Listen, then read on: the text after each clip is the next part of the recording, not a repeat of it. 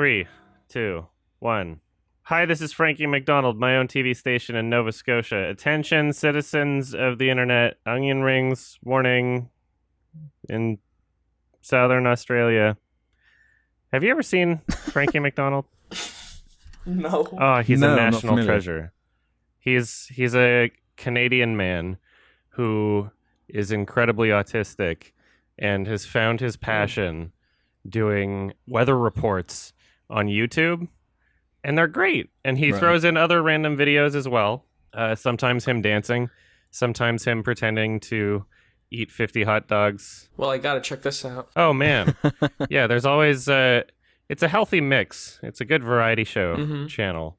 Partly informative or partly entertaining. But he's got a beautiful soul. And I probably wouldn't pay attention to the weather if it weren't for him. Anytime he makes a video talking about how a snowstorm's going to come or how a heat wave's going to come, I'm like, hey, I actually know about it this time. I wouldn't, I never remember to look up the weather unless it's Frankie McDonald just telling me. He's great. How are you doing? Good. How are you doing? Pretty tired. Yeah, I think we're all tired. I got like 4 hours of sleep. Yeah, we're all tired? Okay, great. Yeah. It's not just me this time. Yeah, man. No, it's everybody. We're all in a sardonic mood. Yes. How'd you feel watching the best, most epic trailer for a movie that's going to get released this Christmas called Cats? Oh, Cats. Oh, boy. Everyone's seen this trailer, I feel like. Everyone I know. I know, right? I don't know if Everyone everyone's seen this hates it. trailer as much of those like 4 screenshots that are being peddled around everywhere of like the worst The screens James possible. Corden, the Rebel Wilson. The like, shot at one. the end of that one Yeah. singing. It's like the new Sonic, and it hasn't been that long. So, I don't know. Are they going to redesign these? Are they going to do the same thing? This looks like it's too far gone to me. The Yeah. amount of like work they'd have to add extra. Oh, yeah. To even, It's not like, this just is what one pisses me off character. so Yeah. much. Why is the film not just It's animated? Just the concept. Why is Either it not animated? or just them in costumes. Yeah, like makeup. Like, I costume. want to appreciate, like, the dance choreography, and how am I supposed to do that when it's a bunch Yeah, of pick CG one. models floating around? It's like, you Yeah. could just alter that after, right? So who cares? Not just that, but like they really It's just a part of it. the design is the biggest issue for me. The design is terrifying. Like the human face, nose, and then just like the ears that don't look like they're actually their ears at all. Yeah, how am I Just like a supposed bunch to of empathize CG with that? fur. Like just pick one. You could if it was gonna look like that anyway, and you weren't going to attempt to do some sort of like furry anthro version, just uncanny valley, you might as well have just done makeup, right? I'm sure that looks like similar-ish to the Broadway musical I would have version, preferred right? costume. Yeah, Yeah, costume. Why way less not? distracting. Honestly, Yeah. any other decision, Yeah. any other choice would have been better. Mm-hmm. Seriously, like, what could be worse than this? It's immediately dated the movie. It's not going to hold up. Oh yeah, it Like, looks like shit. No. and it's so frustrating because like, what if the film is actually okay or quite good? You know, That's like the thing. now I don't think it's it's going to hurt be the 'cause it's movie. based on Cats, which is like Yeah, I've apparently never one of the even- worst shows. I've never even seen it. Everyone Oh, is I it? know doesn't like Cats. Yeah, apparently it it's has no okay. story. I don't know how they're going to make it into a movie because it involves a lot of like the crowd work and audience participation, Right. which Yeah, I isn't know going to nothing be a about it, thing. So I have like, no idea. I don't know. I don't know what they're planning with this. And the thing is, the guy who made it is the guy who made King's Speech and Les Tom Mis, Hooper. which are like, yeah, There's so many which is Oscar weird. winners behind this project. Right, it's crazy. But it also has that Jason look. It looks like Derulo. it looks so serious. Like it has that color palette and Oh everything. yeah. Oh yeah. But it's like Cats. It's like this stupid. Is Cats a serious play? I don't think so. Maybe he didn't know how to implement the special effects necessary for what they were trying to achieve. Maybe it's Yeah, something as I simple don't as know. that. Like yeah, a maybe just total oversight. nobody gave a shit. Maybe they were all like, okay, money, I guess. I'm looking at. I have the trailer pause at the basically the tagline before the date. It says, "This holiday season, you will believe." At the end of the trailer, what do you? That's What will I catchy. believe? That rolls off the tongue. What will I believe? Cats? Believe what? What do you mean? I'll believe the effects, the story. Like, what are you trying to tell me here? Ugh. I feel like most You'll taglines are pretty believe. bad nowadays. Like it's Yeah. rare to see a good one. But at least they feel like ran out related to the movie. That one is just like like they just pulled it out their ass. Yeah, what like is they didn't that? even see the movie. We believe in us. Yeah, Yeah. that'll do. God, it's so lazy. Well, I really want to know what is causing this very clear and pervasive problem in Hollywood where apparently they don't know how to hire people that know anything about character design. Why is that a thing now? Why is that like a trend? It's not like oh, it's cheaper if it's designed more poorly. In the case of Sonic, it's more expensive. They had to spend more money trying to fix it. You know, just why don't what happened to people who know what they're talking about, and why did they get forced out of the industry or something? Like, what happened? I think it's like an issue of trying to put a human face on a CGI model. It just doesn't look good unless that's you're like a bad decision. Talented VFX. Yeah, it's a very bad decision. It's not about like talent going into, oh yeah, how are they going to fix this up? It's just a bad concept. What I'm wondering is why all these bad design choices are happening in the first place. That didn't used to happen a lot. You know, if you had a lot of money behind something, chances are the characters were at least designed well. Chances are there was somebody who knew that what they were talking about.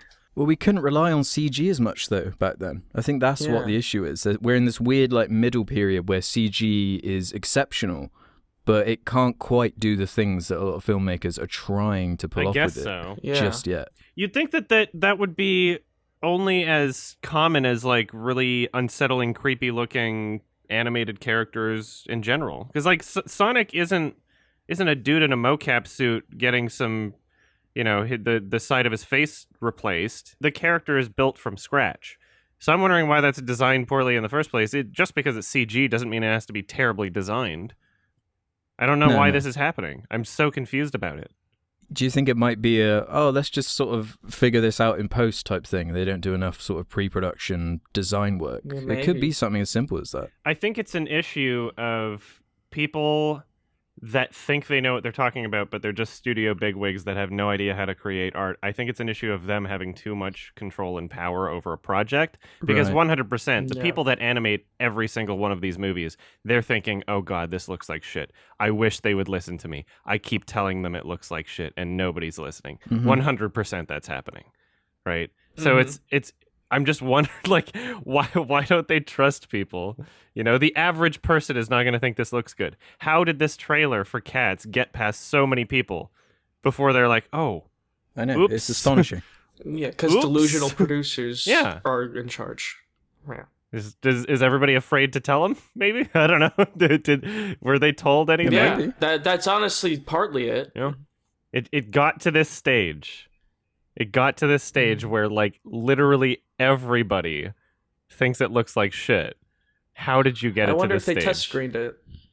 I wonder if people who go to test screenings are sometimes just, like, pretending to like something because they got invited to a test screening. Yeah, I'm sure at the test screening they lather you up a little. But even give so, you like a gift basket. I wouldn't be surprised. I don't. And, you know. Yeah, like, are you gonna test screen a trailer? Is that a thing? Maybe to they do that. Your friends. They do that. Wait, you're gonna get an entire theater together, a little dinner plate and hors d'oeuvres for 2 minutes? Yeah, like Disney can do that. The big companies do that. I wonder. Yeah. Come on in, watch a trailer. Yeah. Well, this wasn't made by Disney, I guess. Universal Pictures. Oh, they're who responsible, is it? Yep. Yeah, Universal. It's a very funny trend. Behind Despicable Me, The Mummy, Fast and Furious, Jurassic World. Do they do this Jurassic Park? Yeah, I thought so. Jurassic Park. They got a moneymaker. It'll be fine if Jurassic cat bombs. Yeah, they'll be okay. Yeah, they'll survive. If Disney was smart, they'd buy them just for cats. You know who won't be okay? Lionsgate. Oh, yeah. Lionsgate are in trouble. Yeah. John Wick did well. They made John Wick. But they made Hellboy also, which I saw recently. You guys saw Hellboy. Yeah, I saw it as soon as it came out. I couldn't believe how bad it was. It was shocking. It was seriously so bad. awful. I thought it was going to be bad compared to Guillermo's movies, but fuck, it was, like, terrible. Yeah. I have my gripes with it. I wish that I could like just get a cut of some of the cool action scenes that I liked, and maybe the movie would be like 15 minutes long by the end of it, and that would just be the whole movie for me, and I wouldn't have to see the rest of it. Because I didn't hate everything. There were some parts that were cool. Well, yeah, for me, it had one scene that I liked. It was sort of in the middle of the movie. It was a fight scene with this kind of strange, like, creature that was, like, crawling all over the floor and stuff. I thought that was the best sequence by far. Yeah, I liked the fight scene with the giant. I didn't think that was terrible. I thought that was really goofy. Yeah, it was goofy, for sure. I think it was trying to be. How familiar are you with Neil Marshall? Like, which of his films have you seen? Not many. Descent, right? Yeah. You shouldn't judge him on The Descent. I saw Descent, too. Yeah, The Descent's amazing, but I don't think it's, like, super reflective of his whole character. If you watch a movie like Doomsday, which is kind of bad, but really funny also, but it has that same goofiness that it's going for, where it's just like, yeah, a bunch of gore and there's some jokes. It almost feels like a trauma film in some senses, but I guess a bit better produced. So I wasn't really caught off guard by the whole goofiness thing. However, I think that most of the jokes were shit. Most of the jokes were awful. That's like the attempts at humor were just so embarrassing in this movie. Mostly because none of the characters are likable. Your lead character is just unbearable to watch. Yeah, there's nothing no to like about him that you can attach to. And his prosthetics are terrible. Like, half his face is fucking drooping down. It looks really bad. How does it look worse than the one from nearly 20 years ago? Yeah. Everything about that film was better than this. And I just thought back to the lavish worlds he made in that movie. And then this is just like shot in the woods and shot in houses, and like it's so boring. Everything about it is so boring compared to those first two. That's like so important to making Hellboy like interesting or work even as a concept. I think it has to be hyper stylized. Like the original source material is hyper stylized, like crazy sharp colors and contrast. The crazy animals. Like I can imagine like a Spider-Verse kind of style animated film. Like, That'd be cool. I feel like I say this for every like blockbuster that comes out. Like where he actually looks like he does in the comics. It's like a great comic design. Like there's so much there, but there's just dropped the ball so hard with this live action stuff. It's just there's nothing. Yeah. Its problem is at its core. It's not necessarily like terribly shot in every scene, you know, but nothing really matters. Not even like the cool parts that I liked matter in the grand scheme of things if you have no likable characters and nothing interesting is happening in the plot. I couldn't even tell you what the plot was. I don't remember. Like what happened? He was gonna. She had to resurrect those monsters. Yeah. Mila Jovovich. And he was like, how do you say her name? Mila Jovovich. Okay. But she wanted all of her limbs back together. Yeah. So they did that. Like the pig monster gathered all of her limbs. Oh, and then monster. I forgot about and then that. she resurrected all those monsters, like the CGI monsters that killed people. Yeah. But they didn't do anything with that. They just like made that for the trailer, I think. Yeah. And then Hellboy was like, I don't want to be a bad boy and fly around on a dragon. So I guess I'll be a good boy instead. And then his friend TF'd and became a cat. And yeah, that's all I remember, really. It was trying to be like Deadpool for some reason. In a way, that was what I took away from it. That rated R comedy, Hellboy's kind of like this dick bag. Like excessive violence. Yeah. I liked the violence. I didn't think that the violence I liked the violence was, too. Terrible. It was like the one thing that had me engaged. It was a little that was like Neil Marshall for sure. Like that's him. It's just I don't know what the rest of this movie was. I don't know how much I can blame on him also. Right? I really don't know. Yeah. If the material's shit, like what are you supposed to do? Exactly. How are you supposed to spin like a web out of shit? Yeah. I don't know who could have done a better job adapting that script into a movie. King Arthur's sword was involved in the plot, remember? He had to find King Arthur's sword. Yeah. What the fuck was that? I don't think that was based on any comic from Hellboy. I think they just made that up. Yeah, and it was just in the basement. I don't understand though. That was crazy. They made this film, right? Like a reboot of Hellboy, effectively. And Guillermo's been fighting to make a third one for a while. Like, why did they not go down that path. Now he's an Oscar winner. They could like use that to their advantage. Because they're dumb. But instead they reboot it. Yeah, they're dumb. Yeah. It's Lionsgate is trying to tap into the superhero market, and I guess maybe they didn't feel as though the first two films were superhero-y enough. Also, we have to be realistic about it. The first two films weren't like gigantic successes.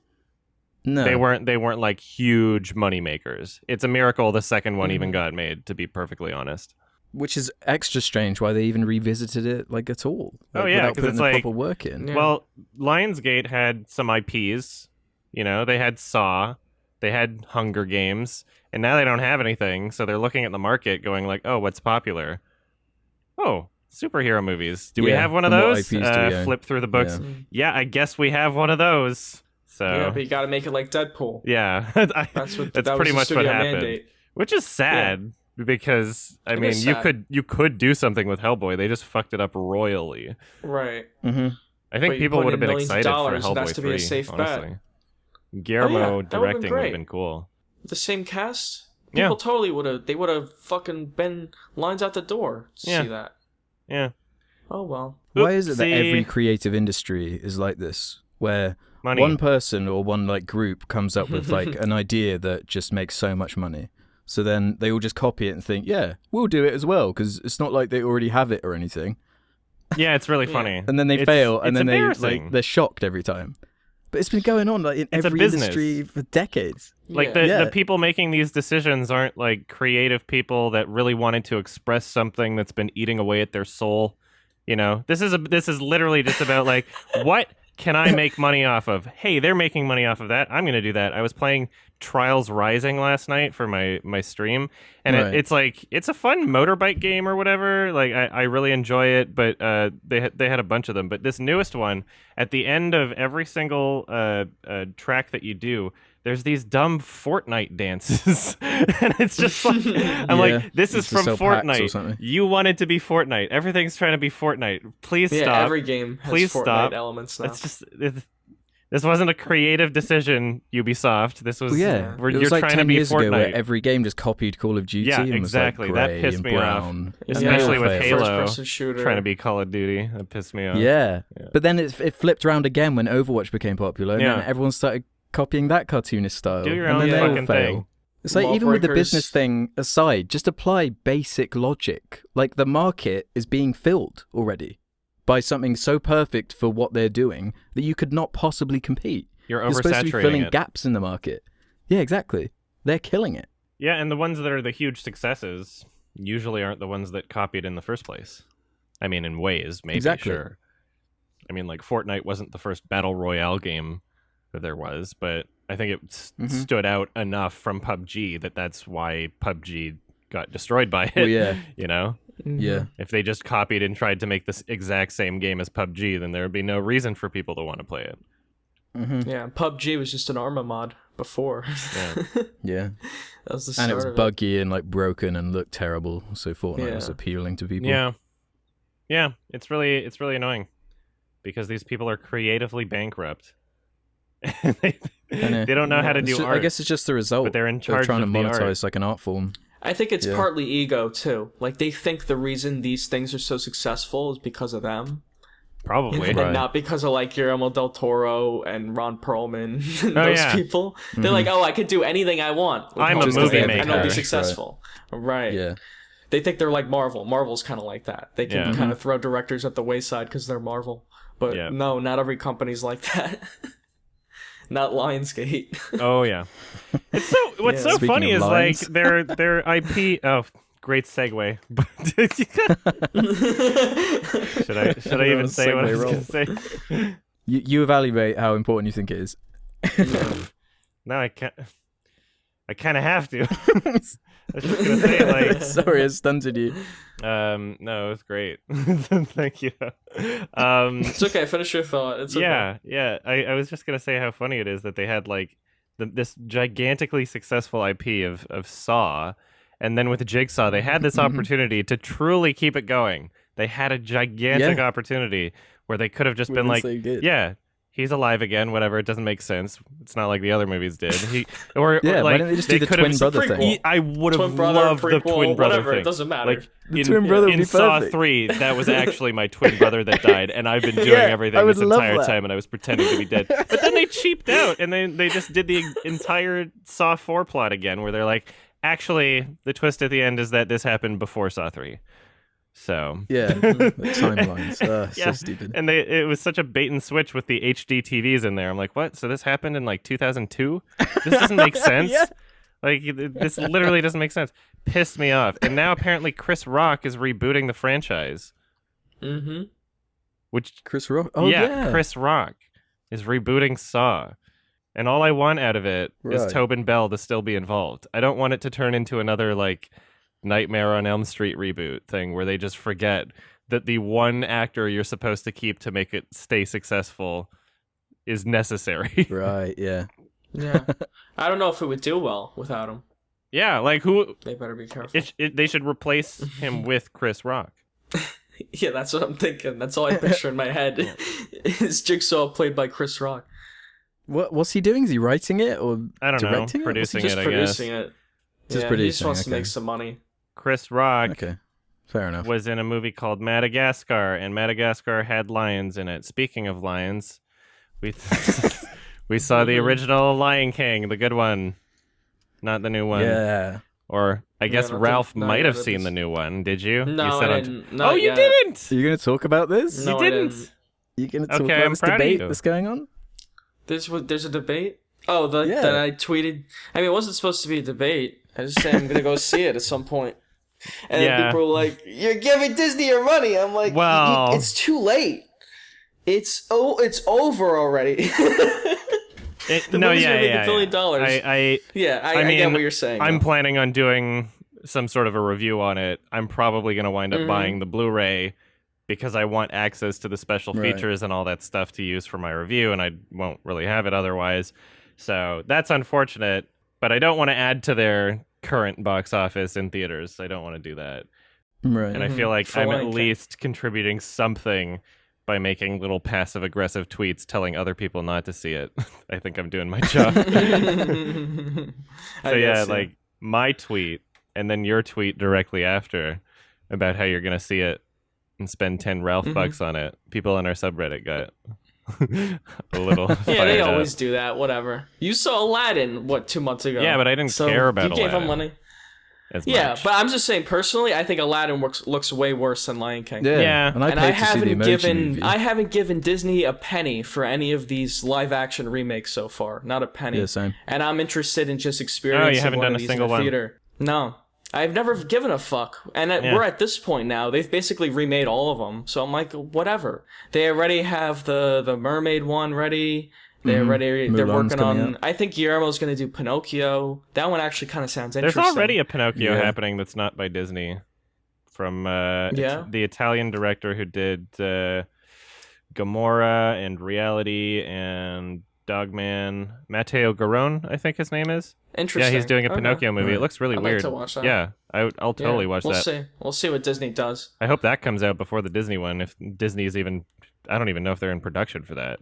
If they would be. Yeah. But, I just saw it as listed somewhere. Yeah. But I'm excited for the Matteo Garrone one anyway. So I got a question for you. So you're basically your mentality is that it doesn't matter because you're just one person. And you're not wrong. No. You're not. Oh, okay. In this case, yes. Okay. I got a question for you. In this case, come on, everybody. Like, what the fuck am I adding to the... I got a question for you. Uh-huh. Do you vote? Well, I haven't voted so far in my life. Oh. For president?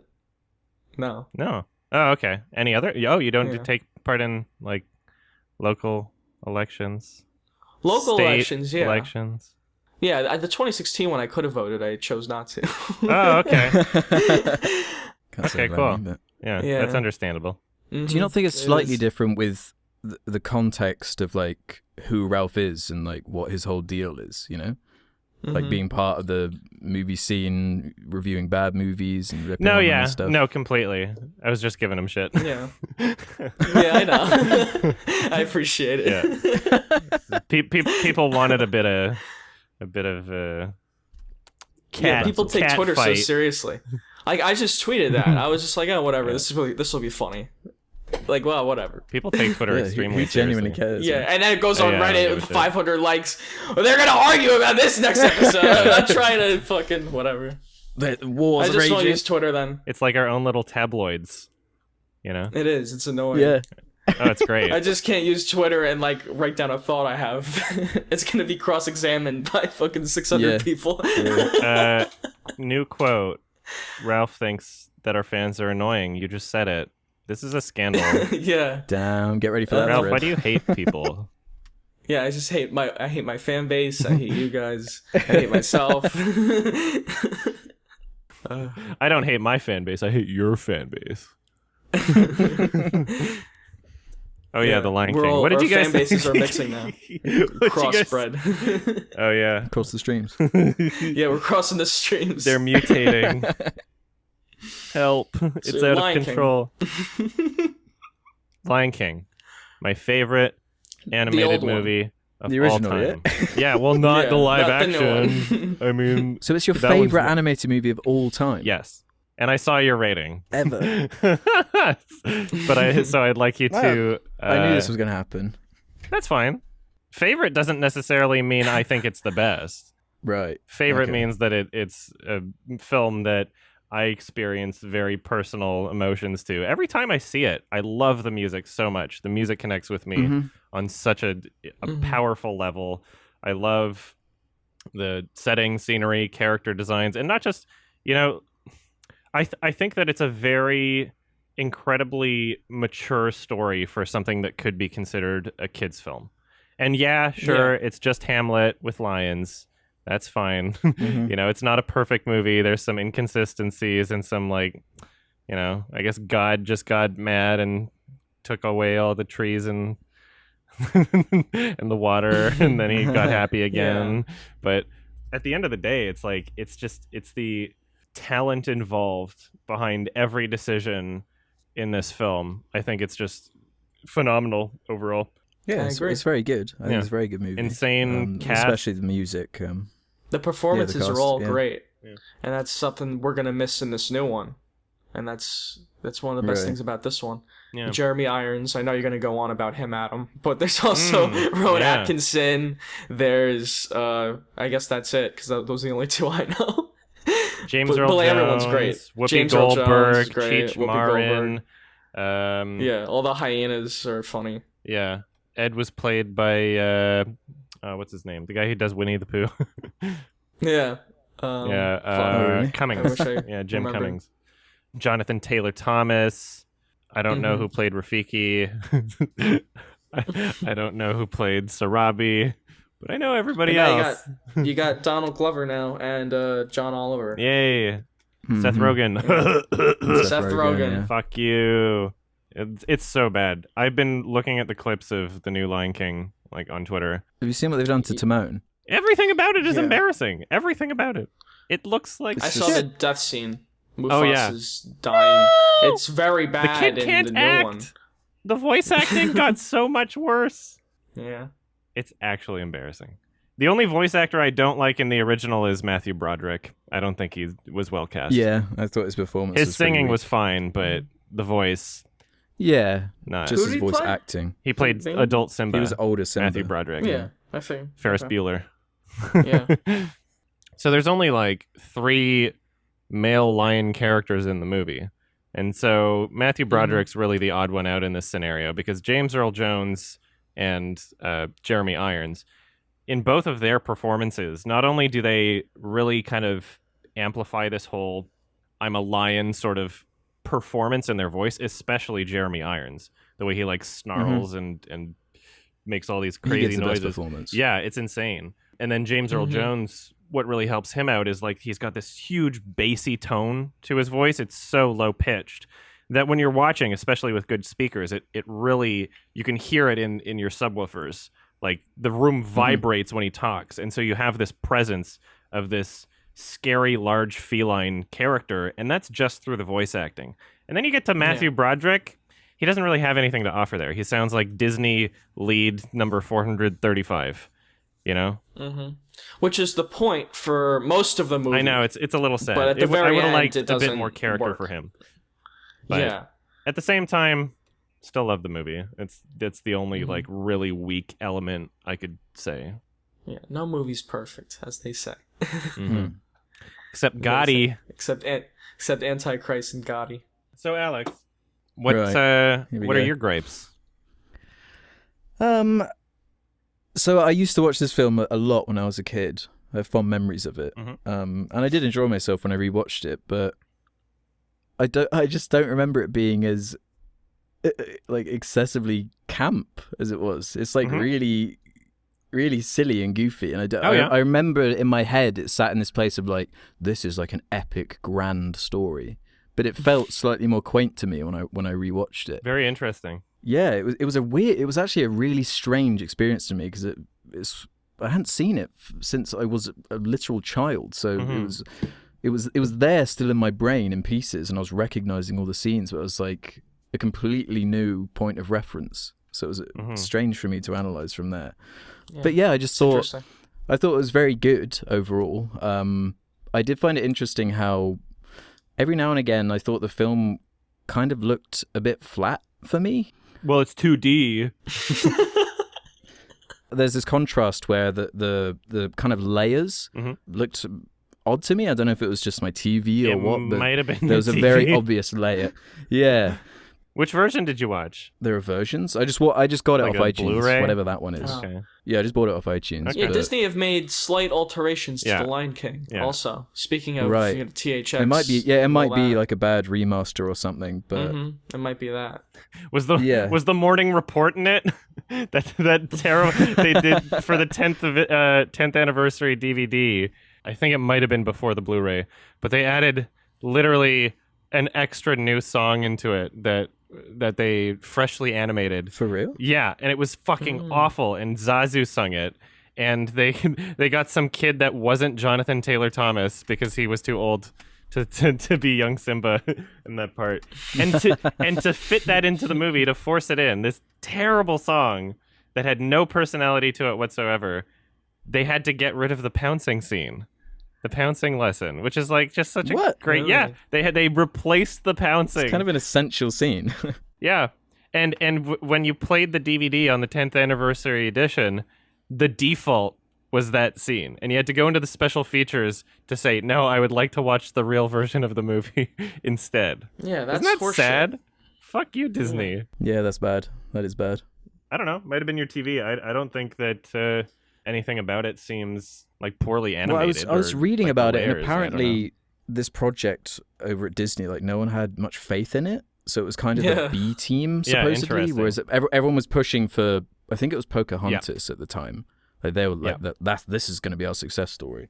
We're just like, this Lion King thing, whatever. Yeah, proves that they don't know what they're talking about. It's held up so much by a couple of like key character building scenes that really hold it together. Especially, I found the second act much more engaging than the first and third. I thought the musical numbers are better. I think it's more visually interesting. Whenever there's a new musical number, they embrace the fact that it's animation and like do crazy backgrounds and have all these kind of trippy visuals and everything.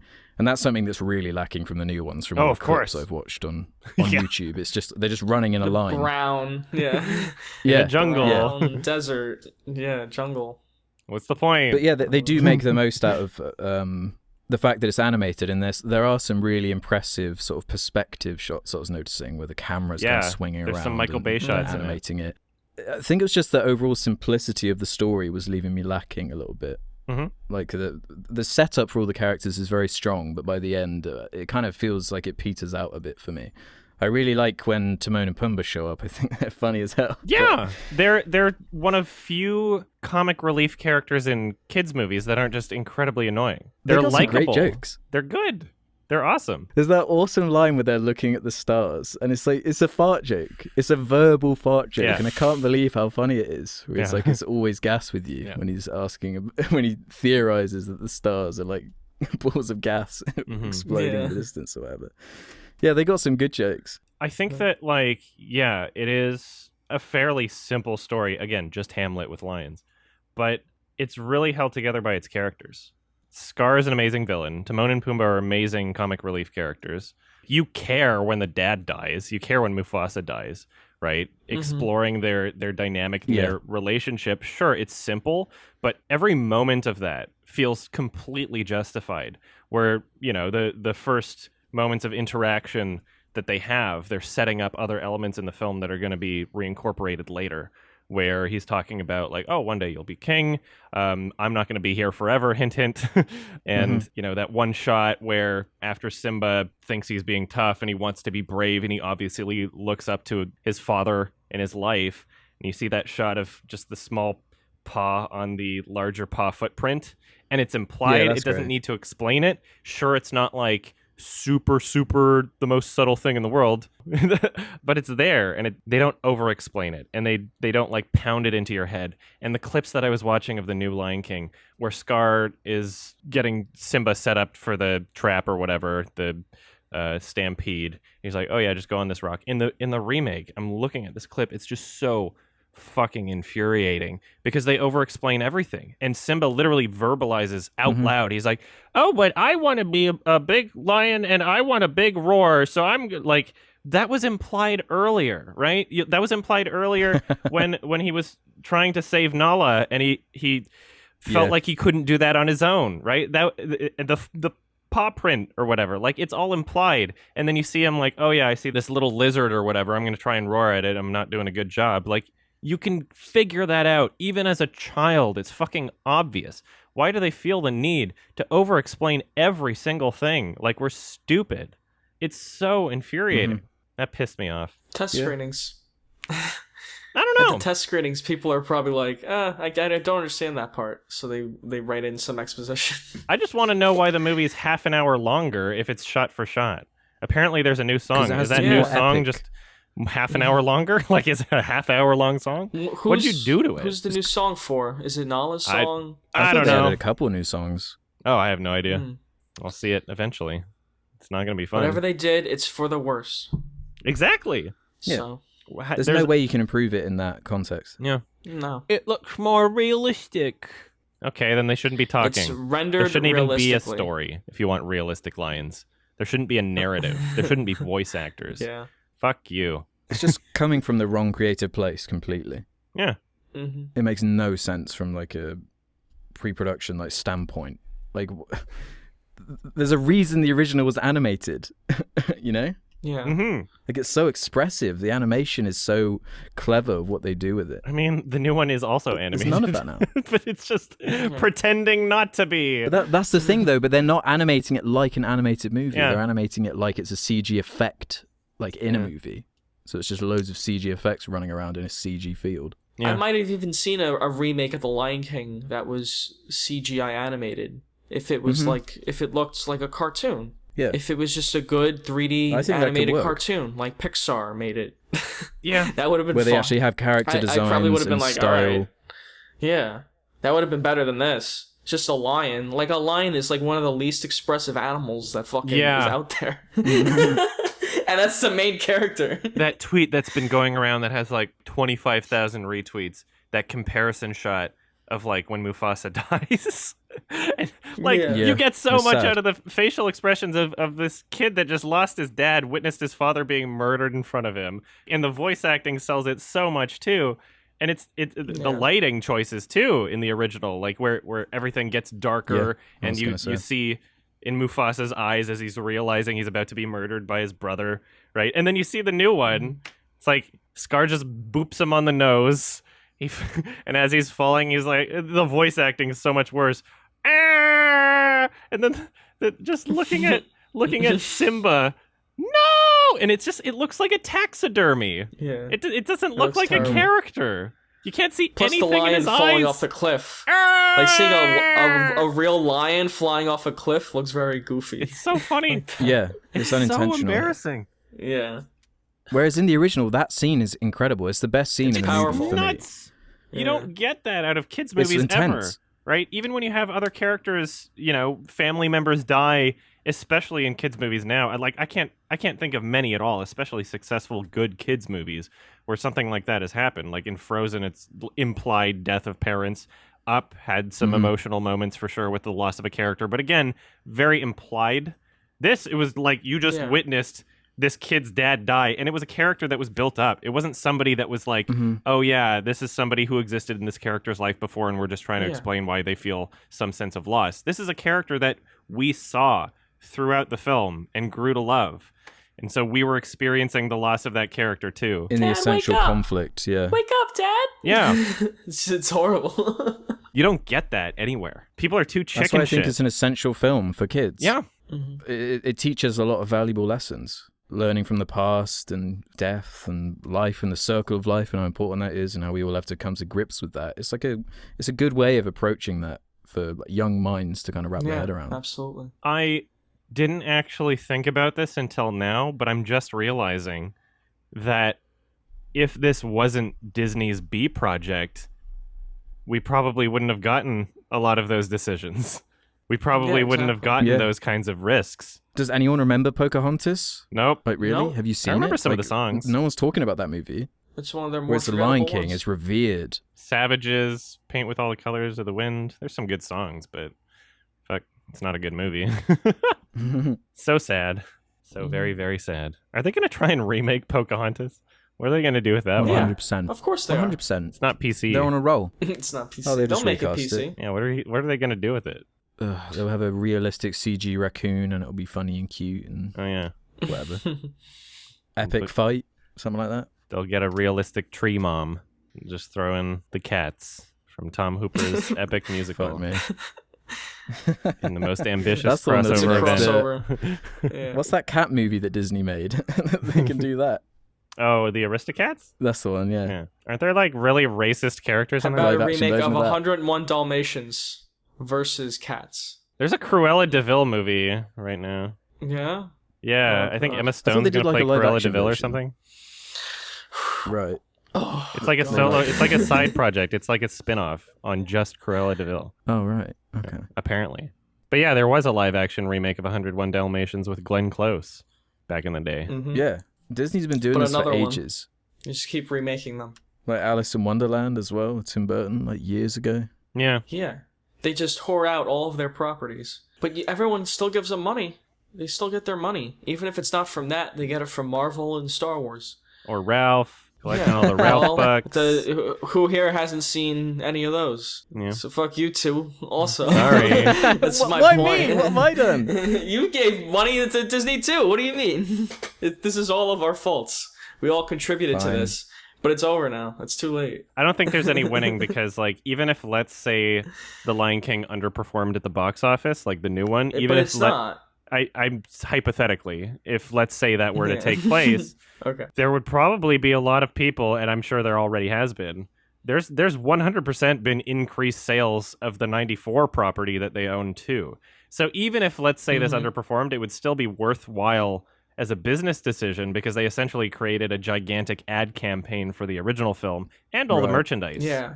So And the kids will there's see no that, way they too. could consider it to be a bad idea. Well, yeah, we all rewatched it. Mhm. It just would have been really cool if they made a good movie in there somewhere. And it keeps know. people employed. Like, people got paid to make it. I'm happy they get to feed Yeah, their I'm families. very happy Beyonce got Yeah. some more money. Yeah, well, Beyonce. But all those VFX people and all those people yeah, I that guess so. rendered that CGI scene of Mufasa dying. They won't be seeing any of that money that's made. Long live Yeah. the king! Fuck off. All the voice acting is so terrible. People that I normally like hearing Donald Glover in the clips that I saw, I'm like, you're not good. I kind of like you, Donald, but you're not good in this. Yeah, It's really we'll sad. see. John Oliver sounds like cancer. Jesus Christ. Yeah. Compared He to doesn't sound Rowan like a Atkinson, character. one of the finest comedic Yeah. actors of all time. He sounds like he's still doing his political show in the movie. It doesn't sound any different. He recorded all of his lines from that fucking desk he sits at. You know what's crazy? So I did some digging. It seems like Beyonce didn't even record her lines with anyone there. It seems like she recorded them all in her own home, whereas like everybody else, every other cast member showed up and like acted with each other. Beyonce was just like, I'm going to do this in my mansion. Because she's above it. On the red carpet, they were being interviewed for the like big Hollywood premiere or whatever. Several different people were asked like, oh, what was it like to meet Beyonce? And they were like, we haven't met her yet. We might meet her tonight. And the funniest fucking part about that is that The Lion King, they released the cast photo where everyone's in it, including Beyonce, but she was photoshopped in because people hadn't met her yet. People hadn't met her. They weren't actually there in the same room. And then you look at it and you zoom in and it's like, this does look photoshopped. She's just kind of standing in the middle in the background in this very odd pose. And she's totally photoshopped in. And then somebody asked that question. Somebody was like, oh, she looks a little photoshopped in. Seth Rogen liked their tweet and then didn't expand on it further when it started becoming a bit of a news controversy. So yeah, Beyonce didn't even show up. She recorded all of her lines by herself, and it really shows in her performance. Jesus. She's not a good actor. As soon as you put Beyonce in a movie, you're saying, this is to get people who are fans of Beyonce to watch it and no other reason. It's not for her acting talent. She was the worst part of Goldmember. Pink Panther? Oh, I didn't even see that. What about Pink Panther? She's great. She was easily the worst part of Austin Powers' Goldmember. She was so annoying. Very sad. Remember Rihanna in Battleship? They've been doing this for ages. Battleship is Rihanna. Is it Rihanna or Rihanna? We say Rihanna here. Yeah. I say Rihanna. Apologies to Rihanna if I'm saying Rihanna wrong. Adam, how do you say it? You're the decider. Rihanna? Okay. Let's see how it is. I've never had any reason to say her name before. Any final thoughts on The Lion King? Let's remake it again with Rihanna and Beyonce again. Playing every character. Yeah. Let's remake it with the entire cast of cats. All right. 10 out of 10 from me. Oh, the original Lion King? Yeah. 10 out of 10. You're giving it a 10? 5 out of 5. Perfect. Yeah, A+. All right. Alex. Yeah. I liked it. Yeah. I enjoyed it. I think it's a good movie. I think it's well written. It didn't leave me thinking or anything, or stay with me particularly, like a film we're going to be talking about soon. But yeah, it was okay. I enjoyed it. Cool. It's technically very good. I gave it 3.5 stars. Thank. Oh, very nice. Speaking of movies, there was a movie. Oh, is that what we're talking about? What the fuck was that? Ralph recommends a movie. A movie. Directed we by watched. David Lynch. Yeah. Yeah. Spoilers. Spoiler alert. Eraserhead. As if you can even spoil the plot for Eraserhead. You need to see it 6 times before you can even understand. Anyway, Eraserhead is about... it's a film by David Lynch.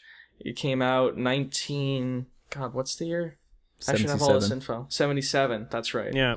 And it follows this guy, Henry, in this post-apocalyptic industrial world almost.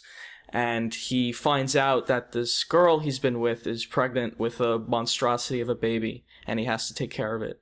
And that's basically it. It's about on the surface level, I'd say the most base level, it's about like the anxiety of being a father, and like let's say going from being a young man to having responsibilities and being an adult. It's kind of about that. Also, we talked about a David Lynch movie before, Wild at Heart, but that was way more of a comedy than this is. This movie has comedic moments too, but this is definitely way more experimental, surrealist David Lynch. It's his first feature film. It is, which is nuts. Yeah. It was supposed to be a student film. He started as a student project, and then it just, blew up. It took him 5 years to make. Yep. Famously, the guy who plays Henry, I forgot his name at this moment. I'll look it up, but he kept that fucking haircut. Yeah, he kept that haircut for 5 years. Oh no. The whole time. I don't know. I think it's I think there's might be a bit of conflict of interest recommending a movie that you starred in. I saw that too. My profile picture used to be like just a copy of Eraserhead. Yeah, nice. When I had that giant afro. And nobody knew that it wasn't you. I enjoyed it. I wasn't wild about it. I wasn't wild at heart. Okay. I thought that it was a really great first feature, for sure. I can understand why it's had such an impact, why he's like a household name. I think that if I was in love with the tone of the film more, I would have got more out of it. But felt like slow to the point of being kind of like unnecessarily long. It's like 45 minutes through before his girlfriend leaves and he's taking care of that baby. Yeah. Well, right. Eraserhead's it was a 30 or 35 page script. It was something like that. And he fleshed that out into a film. Oh, yeah. I was watching the special features after. Like, that wasn't even a script. It was so weird. Barely. Yeah, how do you write something I think like it comes with the Criterion version. Like, they have it written out in a book. But it's barely anything. It's so weird. Yeah. He's a crazy person. But he made that into a film. He kind of is, honestly, as someone who loves and respects him. Genuinely a crazy person. He is a little out there. He's a little nut bar factor 6. That's what makes it interesting, though. It's fascinating. Oh, for sure. That's what... I fell in love with this movie. Oh, you did? I was half concerned because I wasn't that crazy about Wild at Heart. I thought it was okay. I thought it was decent. But it didn't really leave any growing impressions or anything. I didn't really think about it again. I go into this and I just felt like I was in someone else's head and the way they express themselves and the way they think and all the like idiosyncrasies that all the characters have. And there was just so much detail and it was so abstract and like obtuse and weird. But I didn't find it boring at all personally. I thought the pacing was pretty good. But I was down for this like slow sort of plodding, methodical, atmospheric, just creepy movie. Like I wasn't really sure what to expect. Of course, it's been on my watch list for years and years and years. I've always wanted to see it, but never got around to it. It just connected. Like I really connected with the main character and his weird struggles that he was going through. I loved how much reading you have to do to figure out the movie yourself, because I think I read David Lynch like refuses to describe or explain anything about the movie because he likes the idea that everyone has to I love that pick about it apart him and He study kind of it. picks and chooses. He says no one has predicted what Eraserhead's actually about. I don't believe him when he says that. I think he just wants to keep it mysterious. I don't know. But it's... I don't know what point I was trying to make. He picks and chooses, though, because I went through a bunch of interview footage after, because the Criterion Blu-ray has a bunch of them, and there are specific points and elements that he talks about that he actually explains just to some guy that was interviewing him. Right? He kind of just picks and chooses, and that might be a little dependent on how concrete of an idea he has for any given element in the first place. I'm a huge Jodorowsky fan, and I think I've explained this kind of comparison before, where every single thing in a Jodorowsky movie, like, it came from somewhere. He's trying to make some sort of either a statement on some grander issue in society, or it's a personal aspect of something that happened in his life, and this is how he's expressing it. Whereas David Lynch, sure, there's elements of that there, but I feel like a lot of it is kind of just like, I think this would look cool, and it's weird, and it doesn't make sense, and I'm just going to put it in my movie anyway. And there's nothing wrong with that. There's nothing wrong with that, but I don't feel as much for it. With David Lynch, it's more meditative, and that's kind of why I love him. He's big into transcendental meditation as well. It's kind of like the painters who dip their like hands in paint and kind of just smear it all over the canvas and paint. That's kind of how I see David Lynch. He like takes these things almost out of his soul and just throws them on screen, even if they don't make sense necessarily. Yeah, it's very clearly, and that's why it feels so unique. Yeah, and I love the tone of it. I love how slow it is, almost to it adds an awkwardness to the scenes, which is almost funny, and that's why I love it too. There's an underlying element of comedy throughout the entire thing. For sure. And that's what makes it rewatchable as well, is that you can enjoy it on different emotional levels depending on how many times you've seen it and what you're focusing on. And I love what you were saying, Alex, just how, because of how abstract it is, you can really take whatever you want out of it. And, the father element is like the most basic thing you can take out of it. But there's so many interpretations, and none are correct, and you can just do whatever you want with it. It's this amazing film that still dazzles people. Yeah, I think I don't know. David Lynch is the type of director where it feels like mostly interpretation from audience members rather than his own kind of interpretation. I think he has his own meaning, a lot of people but he'll never tell us, and that's why it's interesting. Their own experience out of it, and that gives it a lot of credibility in its own sense.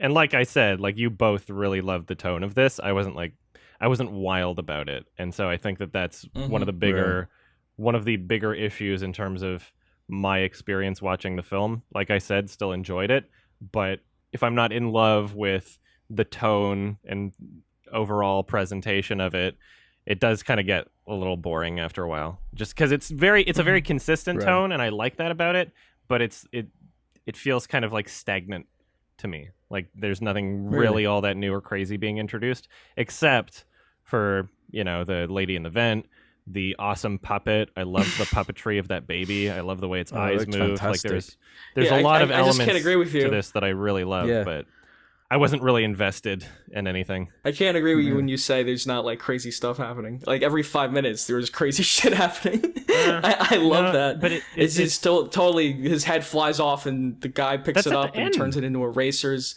But there's stuff all throughout the movie that's like that. The chicken scene, or the dinner scene where they eat the chicken, the stop motion thing, Henry in the elevator, and it takes like fucking 10 minutes for him to get upstairs. There's tons of stuff that it's so bizarre. It's very memorable. They're sprinkled in the movie for sure. I wouldn't say they're every 5 minutes. I think it's pretty often. I don't know, man. Yeah, I think it's pretty often. I think it's pretty often. Like with the body language and the weird tics that people do and no one addresses it. It's just really unsettling. Because we haven't even mentioned, like, I thought the film was quite frightening at points. Like, just so unsettling. So unlike like traditional kind of scares that it is off-putting. It is strange. It does make you feel wrong at points. It's fascinating to watch. The fact that a lot of it's unexplained too is what makes it scary. I think one of the best things about this film and what makes it so terrifying at times is the sound.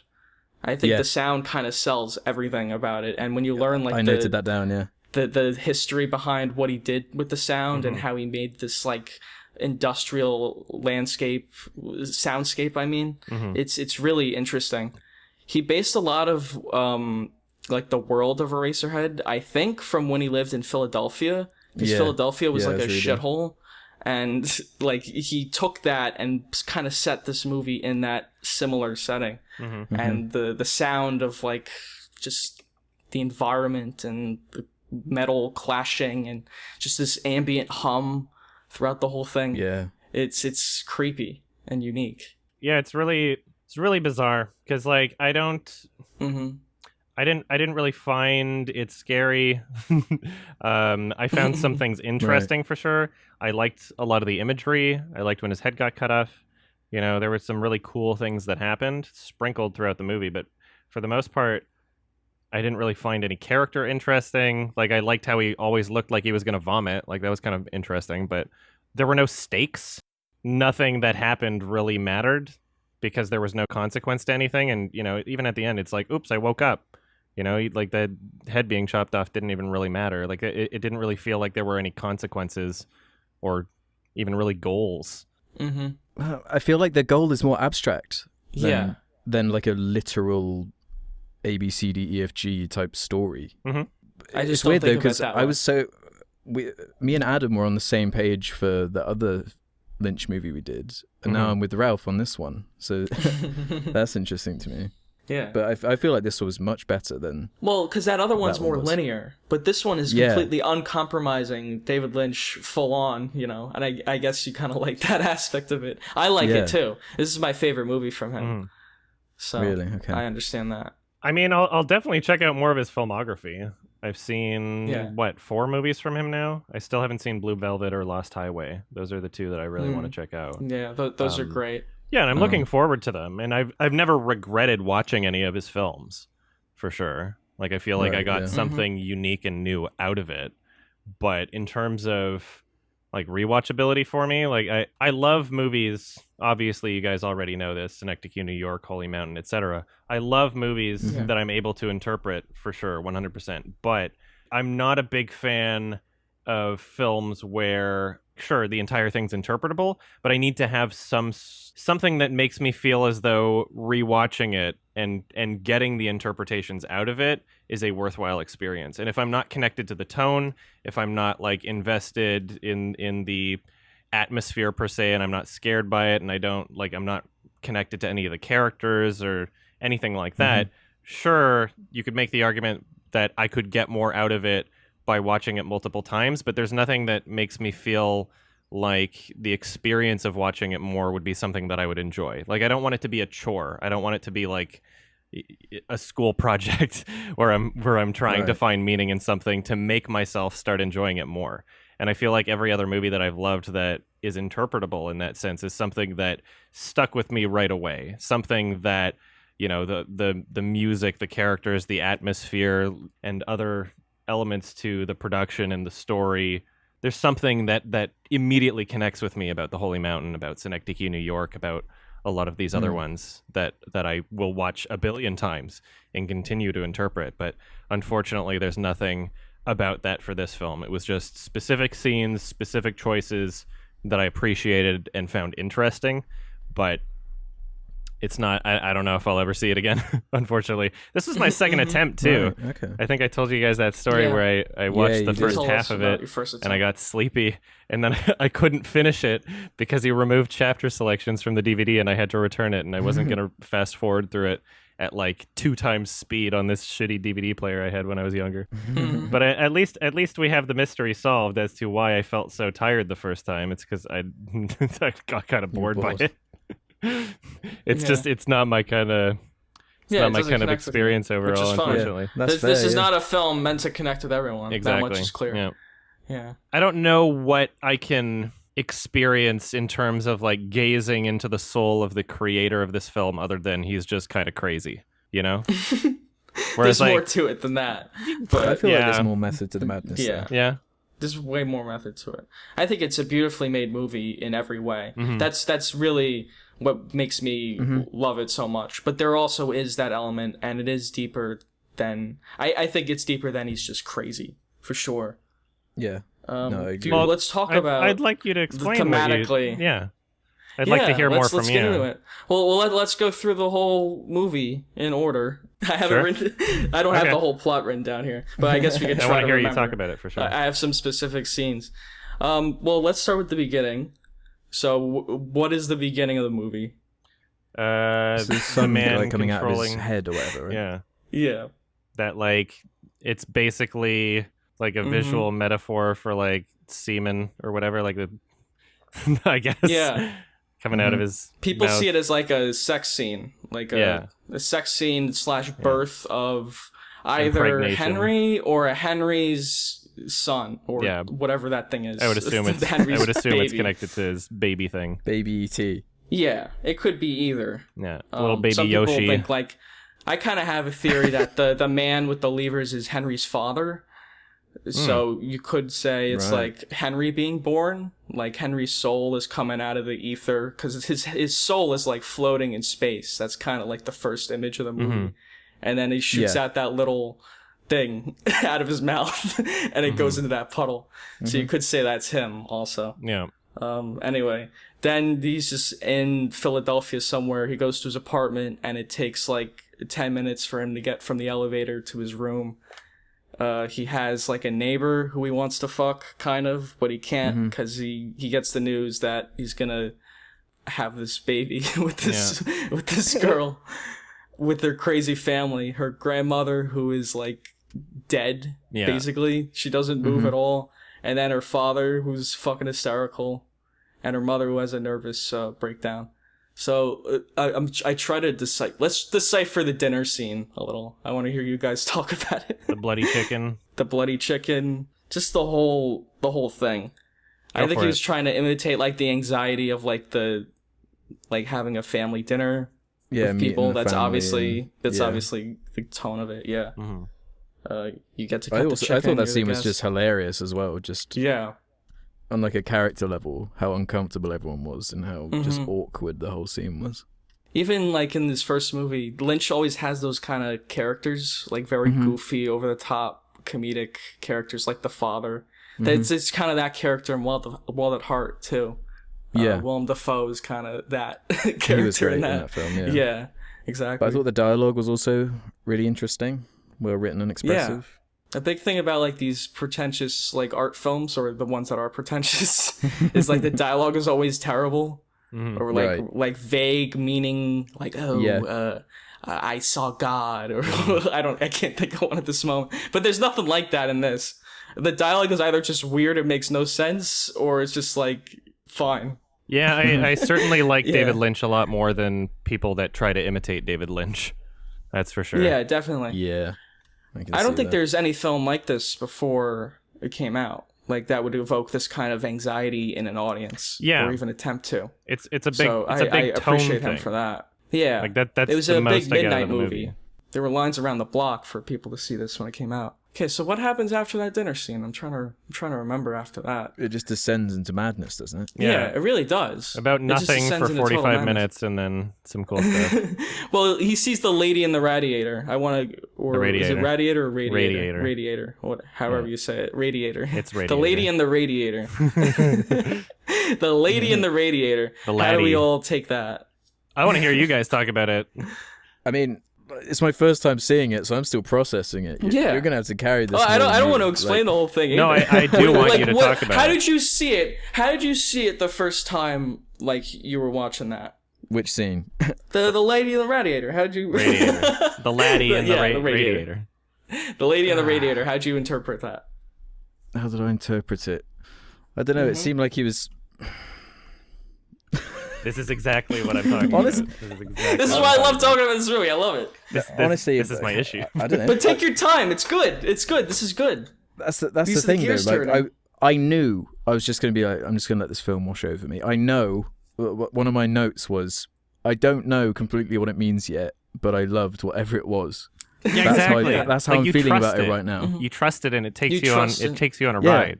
Right? You have like some, and it also makes sense. Faith like if it really connects with you, it just makes sense with you, even if you don't understand it entirely. It's a hard thing to explain. Yeah. It is really difficult because it is such an underlying, like, metaphysical thing. It is hard to explain, but just the mood, the atmosphere of it all was what pulled me in, and I was just in the world very quickly. I thought they established the world very well, and exactly what it was going for I understood quite quickly, so I was on board just with whatever crazy stuff was happening, and I was just taking it at face value for a lot of it. And you know, reading behind the scenes, I obviously picked up on the sort of father responsibility thing and the stresses of all that. I thought that was the biggest takeaway for me, but I thought it was really expressive in the way the character was dealing with that kind of like anguish and emotion, and just the visual side of what those feelings can like manifest as is such a like beautiful way of showing that kind of mindset as like a visual form. But it was really connecting with me on that kind of level. It's like in this dreamlike world almost. Like it does feel like a nightmare. It does feel like a nightmare because that kind of those weird, like the character. There's that woman that's like at the end of the bed and she's just like doing weird things and like making weird shapes with her arms, and it's like this is exactly like what dreams are like. There's weird details that make nightmares scary. It captures it so well. But there also is a plot and an internal logic within it. I think that works for me and keeps me going through it, and also that comedy. I tried to apply some logic to it. I think the world of Eraserhead is set like after, let's say, a nuclear war. I think it's like a post-apocalyptic nuclear wasteland, which was kind of a worry in like the 60s and 70s when Eraserhead was made, like around that time. So I kind of see it as that, and that gives like a reason to why the baby comes out all deformed, right? Because it's like similar to like in Japan when the bombs were dropped on like Hiroshima and Nagasaki. Yeah, because doesn't he have like a framed picture of a nuke like in his bedroom or something? I did notice that. Yeah, so I kind of took it as that, and like the baby is like a deformed like nuclear baby, like as a result of all the radiation. Right. Yeah. I kind of took it as that. The lady in the radiator, I was. I'm gonna keep. We saying know what radiator. you mean. I'm kind of saying it as a joke now, but the lady in the radiator. I'll say it correct. The lady in the radiator is like almost like this personification of what he wants in his life, And I don't know if it's a metaphor or real, or it doesn't really matter necessarily. I also think it's like a embodiment of his mother, like the stuff he needs in his life, like a more maternal kind of love. Whereas the father, which is like the guy with all the levers in outer space, is a bit meaner and more blunt to him throughout the film, throughout like his actions. And yeah, that's kind of how I take The Lady and the Radiator. Just like, he wants happiness, he wants heaven, and in heaven everything is fine. There's an implied sense that he wants to kill himself because, go to heaven, and in heaven everything is fine. Yeah. So it's like the manifestation of those thoughts as well. Yeah, I think you pretty much got it. I mean, like, Radiator is involved with heat, and although you can't really necessarily, feel the temperature in the room, you have to imagine that that's the source of some sort of comfort in that dreary looking environment that he's in. The reason why I was curious it's like a fireplace, kind of. Yeah. Like you gather around it for warmth, and that's a very good analogy. Yeah, part of the reason why I was curious about your thoughts on the Radiator scene specifically is, like I said, David Lynch kind of picks and chooses which parts he talks about, and in one of the interviews that I saw on the Criterion Blu-ray, he does kind of go into it. It's not like super complex or anything. He doesn't really like provide specific like this is supposed to be this is supposed to be this sort of ideas to it, but he was saying that The Lady and the Radiator was supposed to represent some sort of like beacon of light in a world where the rest of the film is so dark, where it's supposed to be this kind of like ray of hope where everything else around is like depressing. And so, you pretty much interpreted it in the way that he explained it. So that's cool. He calls it the eye of the duck scene. That's like his phrase for it. And the eye of the duck scene is basically, he says it's the jewel of the film, where it's plot-wise, it serves no function at all. Like the Lady in the Radiator doesn't meet any other characters. She has no influence in the actual, what happens. But it's an important moment emotionally for Henry, because we kind of see what he wants, And he has that in all of his films. He compares it to like when a duck eye, like if you took the eye off a duck, it wouldn't make sense and it wouldn't look right. But the way that the curve of the duck's beak and the neck just kind of guides your eye to the eye, it's perfect. And that's kind of how he compares it. Right. So he's a fucking loon. But he is. I think all of that is pretty interesting. I do think all of that is sincerely very interesting. How he thinks every film should or has that scene in it where it emotionally it makes sense, but plot-wise it doesn't.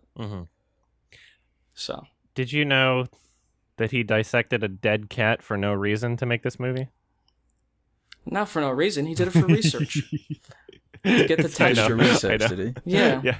He's like, I want to know what its insides look like. Yeah. It's like, I wonder how much that actually influenced it, though. Because like that was like his hobby. Oh yeah, he would it's so have weird. all kinds of weird dead animals and taxidermy and like fungus, like all this weird shit in his basement. Watching that interview with him where he talks about it is so fucking funny. It's so funny. Where he's like, yeah, I convinced this veterinarian to give me a dead cat so I could open it up, and I opened it up, and the colors they were unreal, and you just see the colors start to fade away, like the magnificent things in the city and the things. Then he just like doesn't elaborate on it, and then 40 minutes later into the interview, after he's gone on some completely other topic of conversation, just like, oh, forget about that. 40 minutes later, he's like talking about the dead cat again. He's like, yeah, there was all this tar near the building, and so I put the dead cat in the tar, and I left it there for a year, and it was connected to this wire, and I pulled the wire a year later, and then it was like impregnated with the tar, and it was fascinating. And then I left it on the sidewalk for another year, and then when I came back, the dead cat was still preserved, and it didn't look like a cat anymore. And then we filmed a scene where the main actor walks past the dead cat, and he just kind of looks at it, but that didn't make it into the movie. It was really funny. You should see the Quinoa video with him. He's hysterical, though. He has such a great personality. And all that research paid off with the cat, because you could tell that informed the look of the child in the film. When he, like, which looks dissects fucking the child. disgusting. Yeah. Right? Or even, like, cuts it open and it's, like, bleeding and like blood is shooting out of the very thing's mouth. visceral, yeah. It's very disgusting. realistic. It's so fucking disgusting. It's apparently, I don't know if it's literally a sheep's fetus. It probably isn't. But it looks like a sheep's fetus. That's, like, what they modeled it after. But it looks so gross. And the movement they got out of it. You can just buy dead animal parts. You know, you can just buy meat or whatever. Yeah. that you can use to put in your movie. I don't understand why you had to dissect a dead cat. Why cat? For research. You can literally just buy like dead goats or lambs or whatever and just use their real organs for your props or whatever. I don't understand why you needed to dissect a dead cat. Flinch. I don't know why you put it in tar for a year. Like reasons. Yeah. There's so also bizarre. like other versions of that puppet. There's like the regular baby puppet, and then there's the big head, and then there's also like some stop motion with the baby, I believe, which is a throwback to like so before this, David Lynch mainly did stop motion, and he was also a painter. So he would like do these little animations with stop motion in his old student films and short films. Sense. And he kind of incorporated that into this too, which I thought was cool. It does come across as a painter's eye with the way just the film expresses itself. It is quite abstract. It is like a canvas, and you're watching just this this crazy interpretation of whatever he's trying to say just unfold before you. What about the scene when Henry goes in the radiator and sees the girl, and then I think he touches her, and then the movie really goes off the rails because his head comes off in a courtroom, and like his baby's head comes out, and then there's a boy who picks up his head and turns it into erasers. How'd we take that? Oh. It looked cool. It looked cool.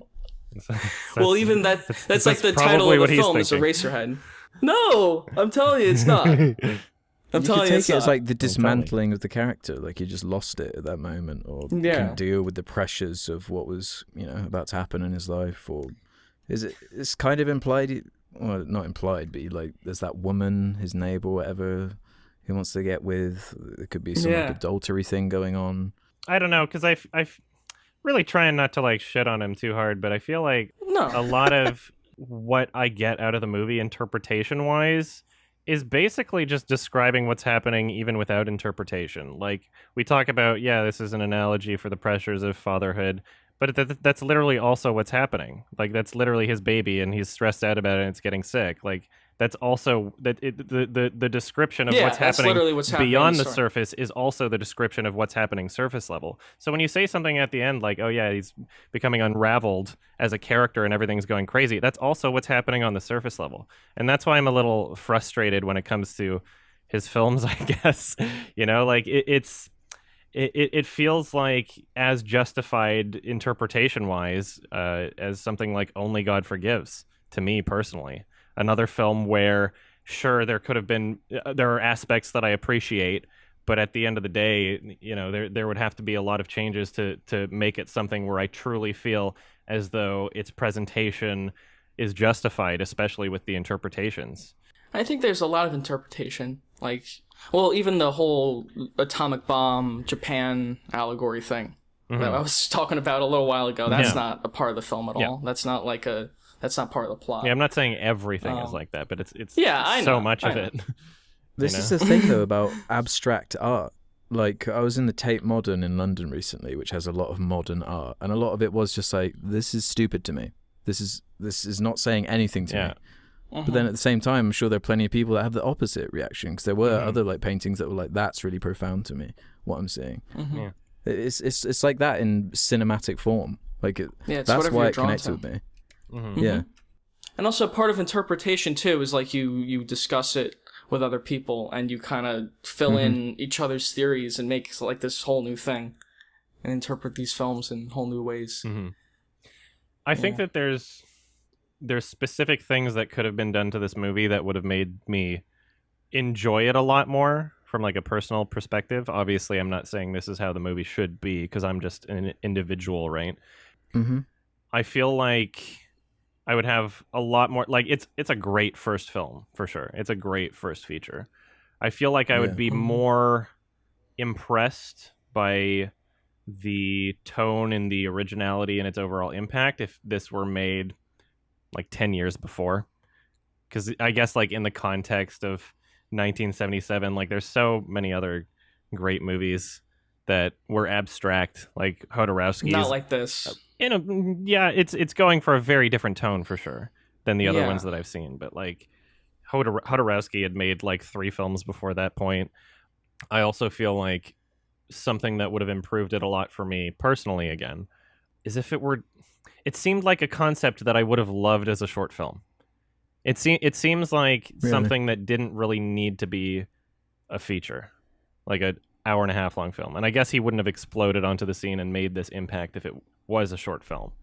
But it's just it feels like I could have gotten the identical experience out of it from something that was like 20 minutes long. A lot of it just felt very repetitive to me. Really? Yeah. So you saying about it coming out in the 70s and you wishing it was coming out earlier. Yeah. To me, part of the reason it was so impressive is that it came across to me like it was timeless. Like there wasn't really anything that was aging it for me, like some of the other older movies we've talked about before. I thought it, production-wise and just everything that came together with the movie, there was nothing holding me back from like connecting with it.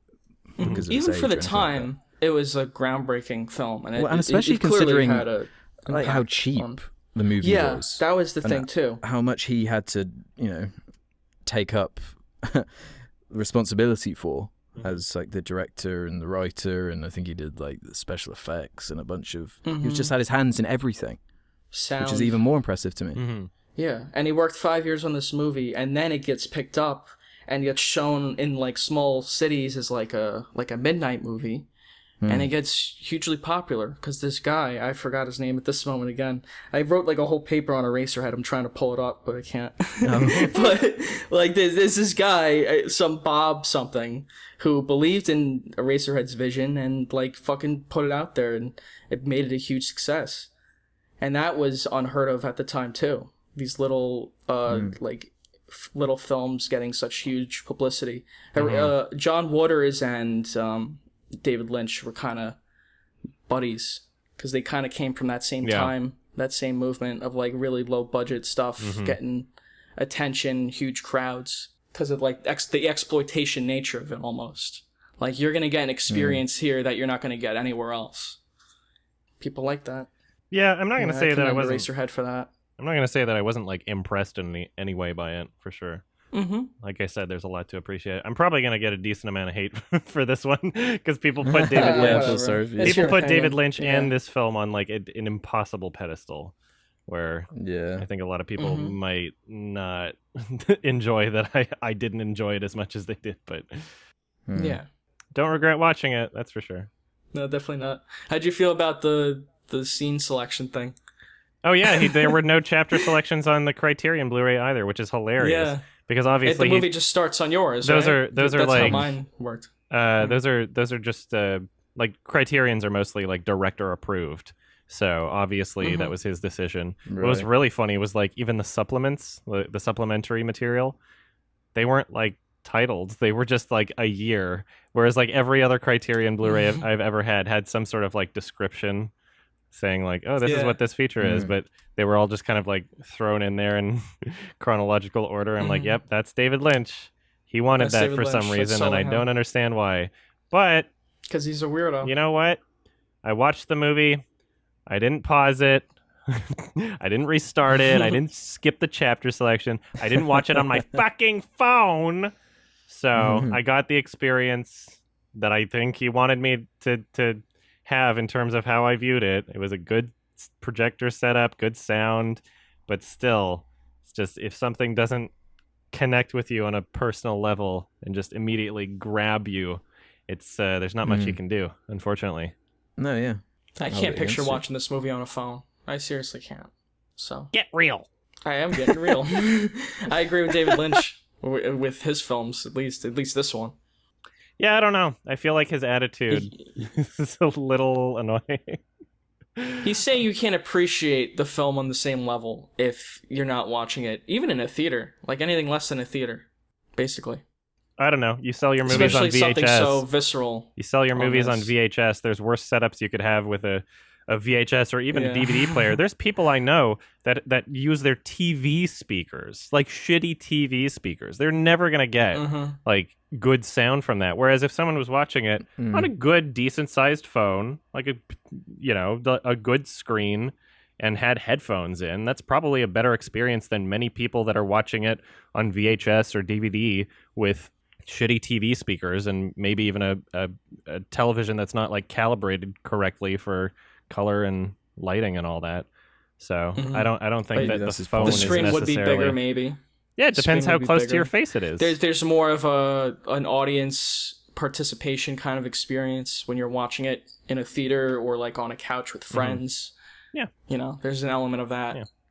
Like a social shared experience. It's like, I don't know. I feel like if you're gonna be that like elitist about it, you might as well just not sell them on home video at all. But you can't control how people watch it, David. You can't do that. Just let people watch it however they want. He sees it as an experience. You have to experience it a certain way. I understand it. I feel like if anybody else acted the way that he did, people would find it insufferable. But people find it charming in David Lynch, you know? If Uwe Boll was saying that. Yeah, Uwe Boll makes shitty movies.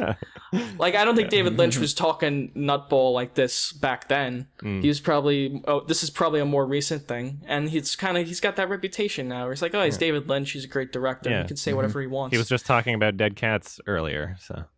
Yeah, Dead Cats. But yeah, actors love him. Laura Dern is like in every movie he makes. People love working with him. He's probably a nice guy. He's a funny guy. Yeah, he's a funny guy. He does transcendental meditation. His movies are meditative. He's just interesting. You just want to watch what he's up to. Yeah. Looking forward to Blue Velvet and Lost Highway for sure. And maybe I'll finish Twin Peaks someday. Yeah, Twin Peaks is something. Yeah. Yeah, is that worth like dipping your toe in? Because like, I don't even know where to begin with that whole... Yeah. So it's what? Is it a movie first, then a TV show? No, the TV show came first, I think. It's 2 seasons of television, then a movie, and then the third season, which is completely unlike the rest of it. Really? Twin Peaks 3 is like a really out there avant-garde thing. Yeah, I love it. Cool. I think like Twin Peaks fans love it. It's got a great score. I think that's my favorite part about it. I love that song. That's the thing about I love the tone all of his movies too. What's the name of his composer? Angelo. Oh. Something like that. Is it just as out there? Twin Peaks is pretty out there. Yeah, I just happened to see there was like another writer on the TV show or something, so I thought maybe it would reel him back a bit, but I guess not. Yeah, he does reel him back a bit. Mark Frost? Yeah. Yeah. I don't know if Mark Frost was involved with the new one. He might have been. I'm not sure. Yeah, as someone who claims to be the David Lynch expert, I don't know a lot. But all right, yeah, what'd you guys rate it? Alex. Okay, I'll go first then. Yeah, no, I really connected with the movie. I rated it 5 stars. Yeah, I really liked it. I haven't felt this way about a movie probably since Under the Skin, like on this level anyway. That's a good comparison. I love Under the Skin too, and I get very similar feelings from both. The anxiety, the music of Under the Skin kind of matches the ambient sounds of this. I love all of that. I love the performances. I love the look of it. 5 out of 5 for me.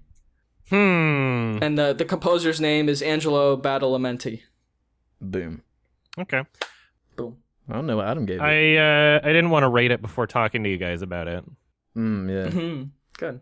I know that it didn't connect with me like on a personal level, but I try to, obviously there's things that I did enjoy about it. There's things that I appreciate about it, not just like culturally impactful, but the technicality. I loved a lot of like the models and miniatures and like the puppets, and there's a lot to like about it, even though my experience watching it was kind of meh.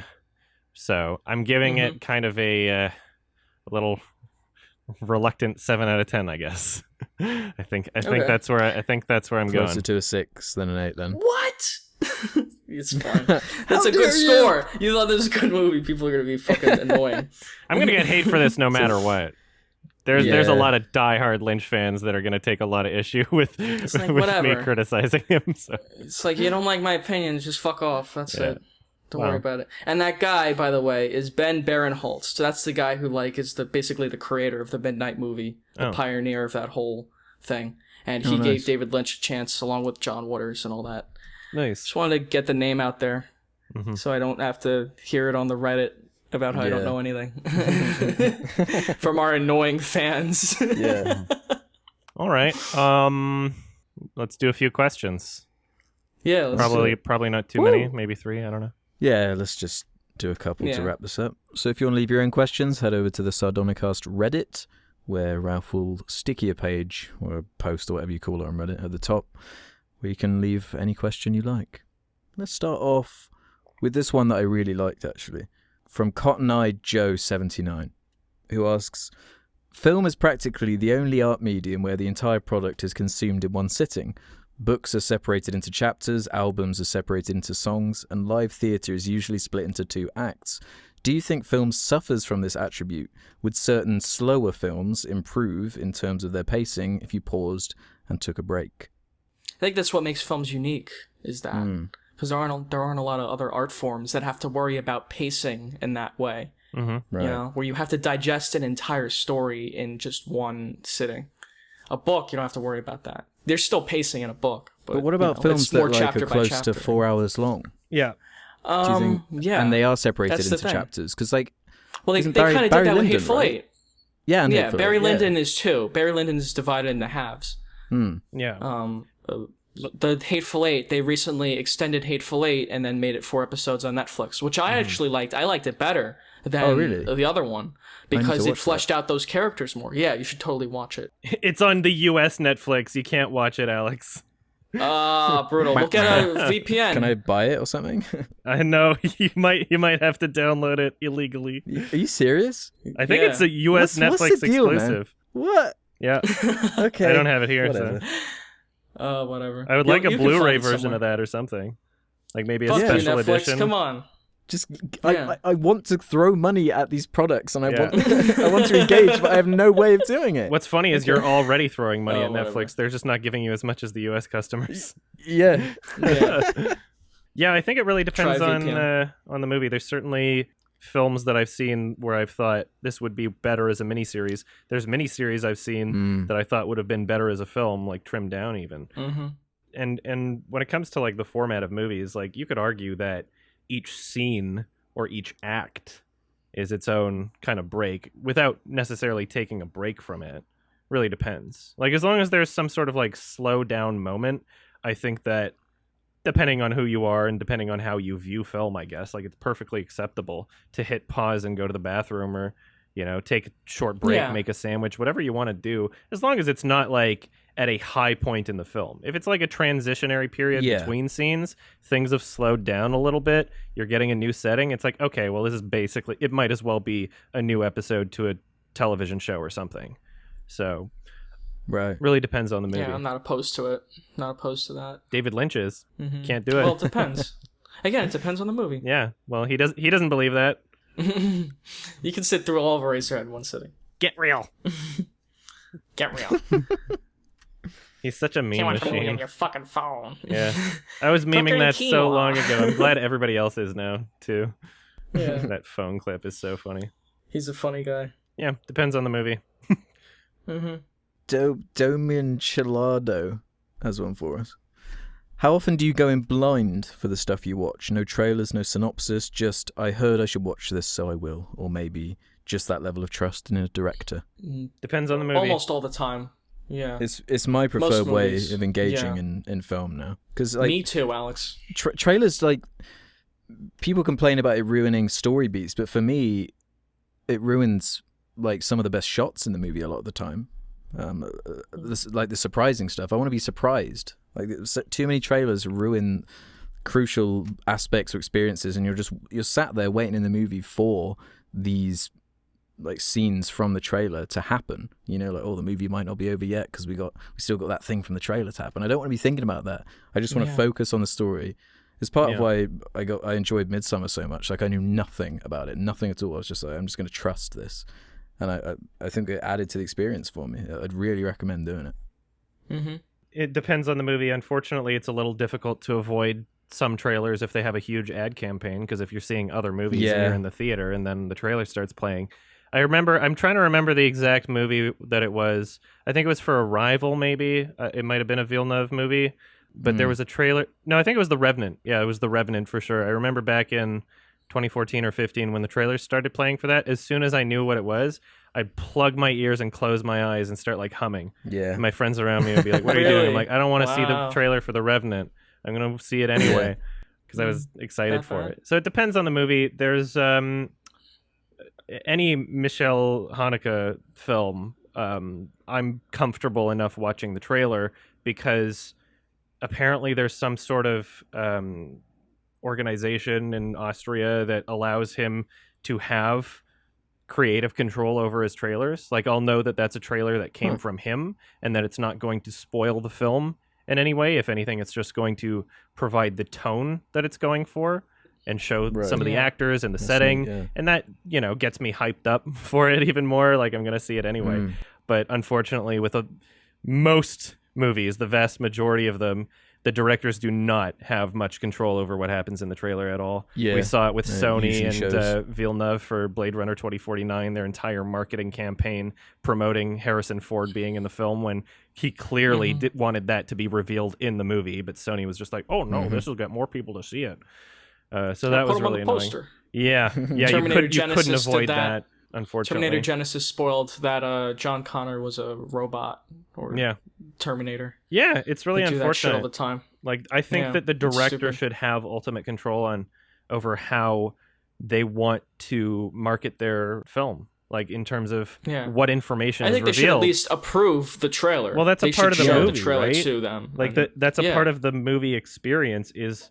It's director the first has image decided that's getting out there. Like, let's pretend that the trailers didn't exist. Like, the film is created in a way where the information is revealed in a specific order. Like, that's the entire point of writing a script, is deciding how to reveal information and when to reveal it for the ultimate dramatic effect of whatever you're trying to achieve in your film.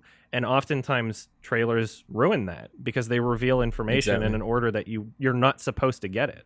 So I believe that directors should be able to have ultimate authority on their trailers and how they get marketed, but unfortunately that's just not the case. Comedic beats really just are ruined in trailers. Yeah. Oh, 100%. Anything funny in a movie is like usually just cut down and made like a 3-second thing in a trailer, and it sucks. Yeah. Totally doesn't capture what makes that scene funny. And when a movie's so heavily marketed, where you see in the trailer multiple times, and then the joke happens in the movie, like, oh, we're using our superhero names. I guess I'm Spider-Man.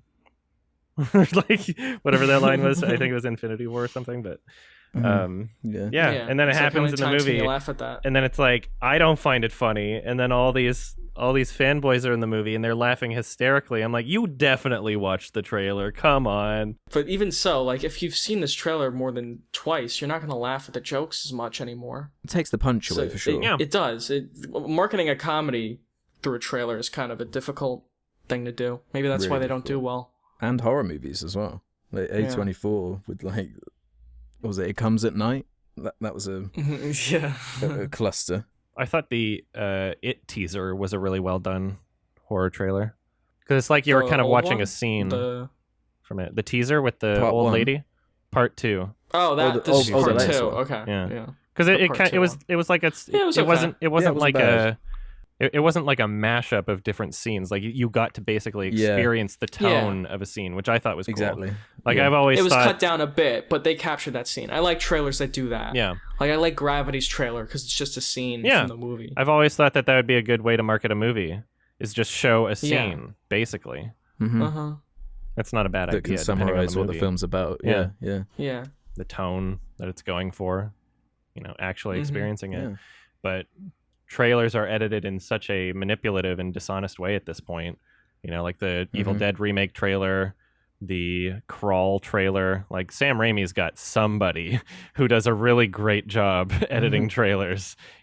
He knows the right guy for sure, but or girl, and it just winds up being manipulative and dishonest by the end of it. It's like the tone that you've communicated in here. I wouldn't say those trailers are dishonest. It wasn't. You're never going to get the tone in the actual film, unfortunately, is my issue. Well, like the Evil Dead remake, I don't think that trailer was like. It was deceptive. Very well edited. Yeah, it was. I thought it was just like a good horror trailer. Yeah, but you never get that tone in the film. Crawling. It's providing a different. Because the movie's boring. Okay, no, but the movie's trying to get that tone. I didn't. I would have to disagree with you there. I think it was. So you watched the new Godzilla, did you? The new Godzilla? What, King of Monsters or something? King of Monsters? No, I didn't. Right. Did anybody? No, I haven't seen it. No. Did you? Last one I saw was Shin Godzilla. I was wondering, because I was gonna ask if the tone of Claire de Lune by Debussy was ever in the movie, because I didn't fucking think it would be. Right. That's that trailer.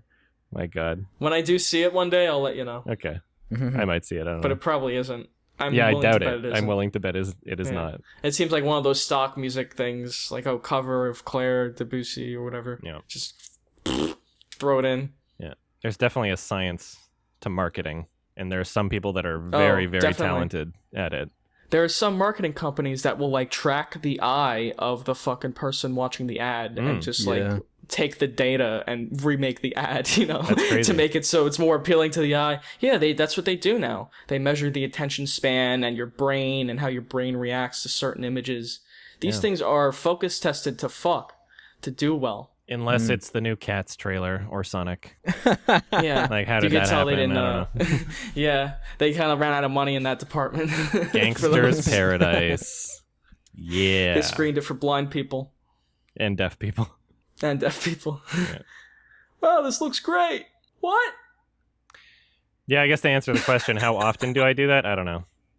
Because there's some movies that I wouldn't go see in the first place if I hadn't seen a trailer.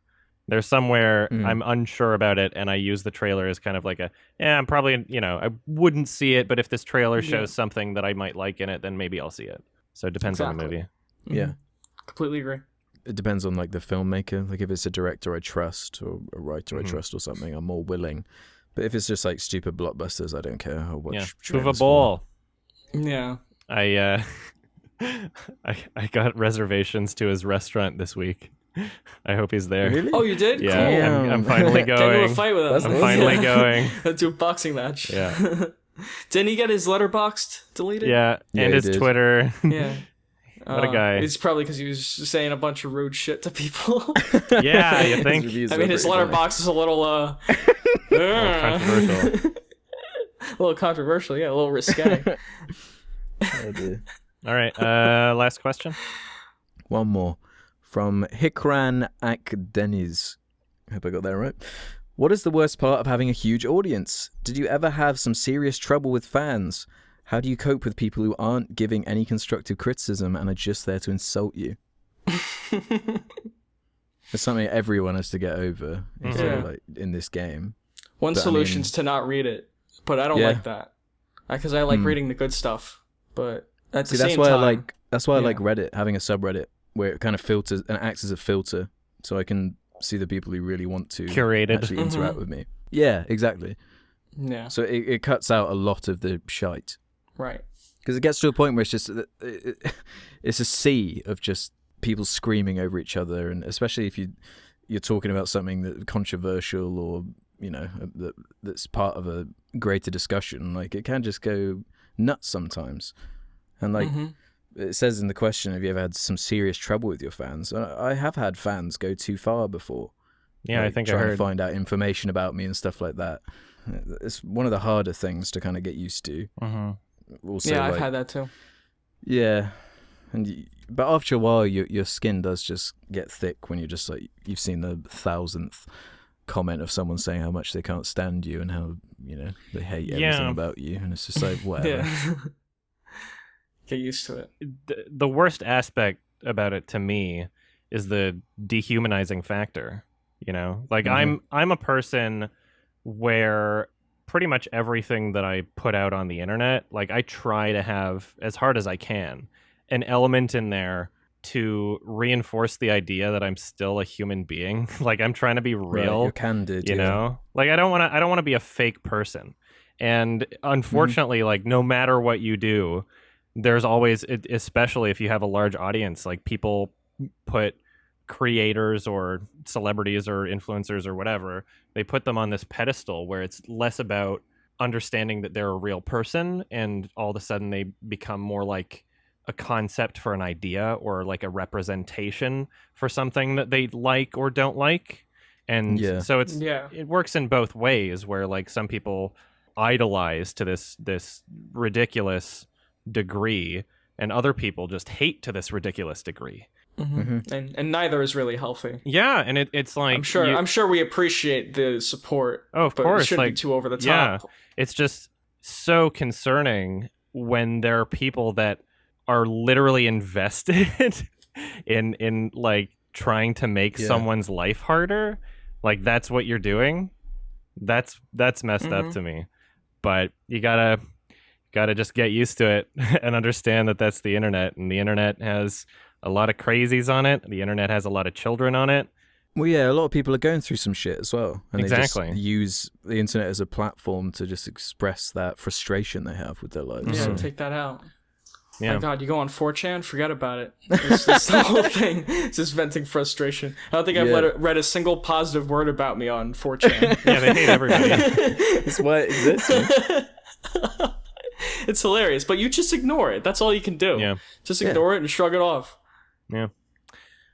Try to be a decent human being, and just other do people your thing. Will never see that. There's nothing you can do about it. Can't please everyone. Yeah. Try to be honest. Some people are going to use that against you. Yeah. But it's whatever. Oh, for sure. Yeah. You have to get 100%. used to people just saying that you've said things that you haven't said. Oh, yeah. And just like spreading just bullshit about you that you've never said. Or even things that you've said that people choose to interpret in the worst way they possibly can. Right. Because they see it as ammo, and it's not about the discussion.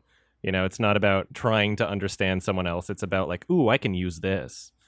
It's like, it's about how it's like the lens you see things in too. And when you're on Twitter or YouTube, a lot of these people can get like, or they're in a frustrated mood or an anxious mood because they're seeing just a feed of a bunch of negative shit. Oh yeah, Twitter's awful. You know, so Trump this and fucking so I hate this and fuck you. And I guess being in that mindset every time you read something, even if it's one of our tweets that's something positive, you're just like in that zone.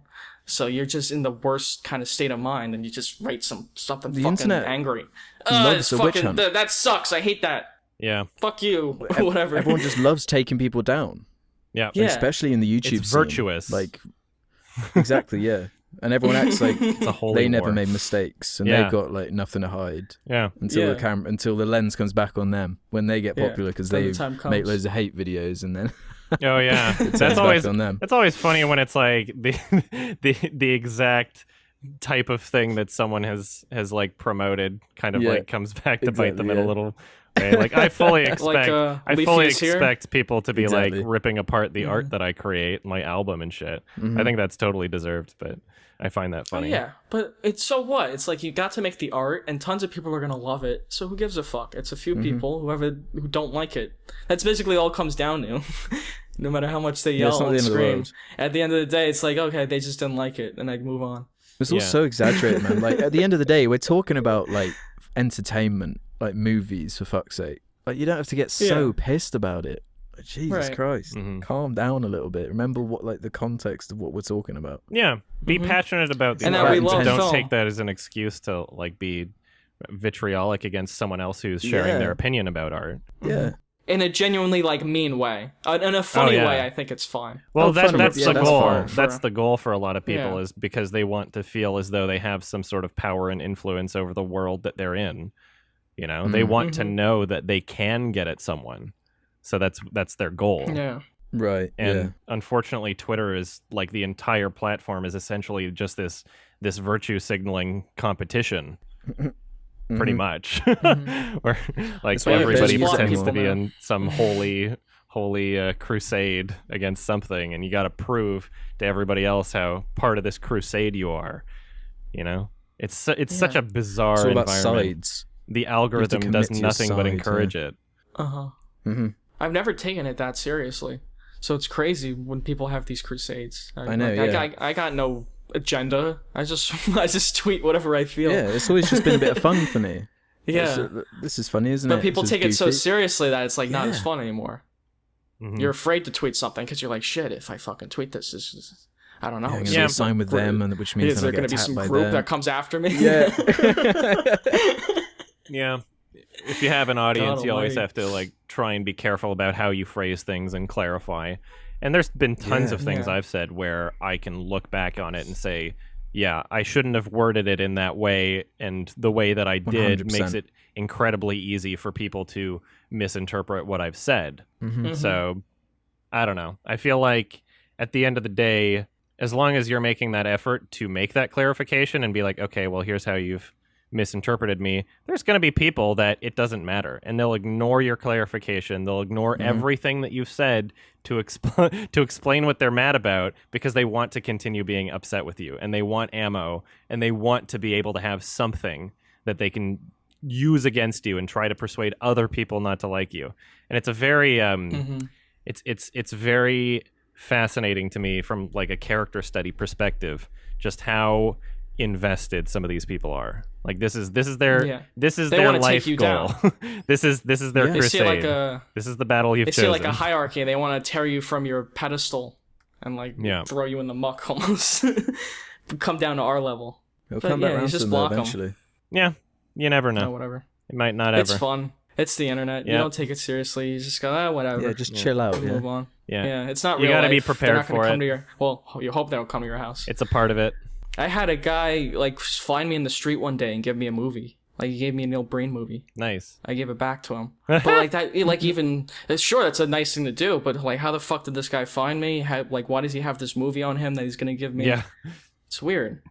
I got an email like, "Hey Ralph, I know where you live. Just FYI, like, be sure to hide where you live in the future so other people don't find out where you live, because I'm not going to do anything with this information." I'm like, what? What the fuck is this? It's a real issue with some YouTubers. Like, it's so dumb. Like it's at their so home, dumb. You know? I mean, it didn't matter. I was in college, so what the fuck were they going to do? Yeah. It's kind of unsettling though. It's like, what? Why did you even commit to trying to find that in the first place? Yeah. Is it just like a challenge for you? It is a challenge. They found a landmark and then traced it. Whatever. It's like the Shia LaBeouf thing when he had the flag out in the desert. Oh yeah, that was funny. There. Yeah, that was hilarious. It's funny when it's not you. Yeah. Yeah, exactly. Yeah. At the end of the day, whatever. You know, being having this platform, having this audience is a conscious choice. I could stop anytime I wanted to, but I'm continuing it. So no matter what, all of these little annoyances and frustrations that we have to deal with exclusively, that people who don't have this platform and audience don't really have to deal with, regardless, it's still worth it. Yeah. Oh, for sure, yeah. So those people are minor, far few between. Mm-hmm. I love my annoying fans. Yeah, I got a good fan base. I like my fan base. Yeah, a lot. We all do. I like my community. I'm so proud of this community. And now they're crossbreeding. Yeah. They're having babies. Yeah, sorry guys for some of mine. They're having little Yoshi babies. Little IHE YMS babies. Just fucking memers. You've inspired a fan fiction. Someone's gonna ship it. All right. Someone's got to recommend a movie, right? Yeah, I think it's Alex. It's me, is it? All right. Yeah. So this is one that I think has been a long time coming. Everyone on the Reddit's been asking us to do it for a long time. I think I know. We got to do Death Proof. Yes. Ooh. Thank you for taking the bullet. Because I know I rewatched it, I don't know, a few months ago. And Perfect. So it's still pretty clean in my head, but I know we all feel somewhat differently about it. Yes. So I think it would be a good discussion. And it's been a long time since I've seen it, so maybe I'll feel differently. Okay. Yeah. We need to clarify how we're watching it. Right. Because there's the original Grindhouse where it's a part of the larger feature with the fake trailers. And then there's the individual extended edition. So the extended edition is, I think, I don't know, 10, 20 minutes longer. But it's an entirely different context of what the film is. If it's its own solo individual product rather than being a part of the Grindhouse film. So I'll watch with it, whichever one. I'll probably watch both. because I'm doing my 2007 list right now anyway, and it's 2007. Okay, that's so. convenient. I mean, you're the biggest fan. Which would you recommend? Well, the one I watched ones recently, have you I think, seen? was the standalone. What have you seen? I saw the Grindhouse I've seen one. both. I have seen both. Okay. I just saw the Grindhouse one. I haven't seen the Grindhouse one for a long time, though. Okay. The differences in the extended version, as long as we've seen both, I don't think it really matters which one we rewatch. Whichever one you think you're gonna, I guess, I don't know, if you want to enjoy it. If you think the movie's too long, maybe watch the Grindhouse version and skip the whole first movie or something. I don't know. Yeah. I'll try watching both, but I'll watch the extended one because I haven't seen that. Okay.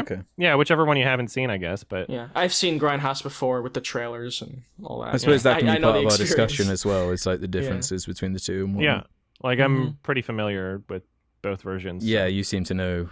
Every movie we talk about's got like multiple cuts. Yeah, I keep forgetting about that whenever I recommend anything. That's what was nice about Eraserhead. It was just it's just one cut. The movie was made right the first time. Yeah, just one chapter, one cut. It's done. It's a movie that's done. Finito. I do respect that, I guess, about him. He's not a complete George Lucas. Yeah, he doesn't go when back. He releases something, it's done. Actually, though, I did find out that the original release was like 20 minutes longer. Yeah. I was watching the interviews. An earlier they did cut. Shorten it down. An earlier cut. Oh, yeah, you're right. Yeah. Yes, you're right. And the test screening, people didn't like it, so he trimmed 20 minutes. Change it. And then...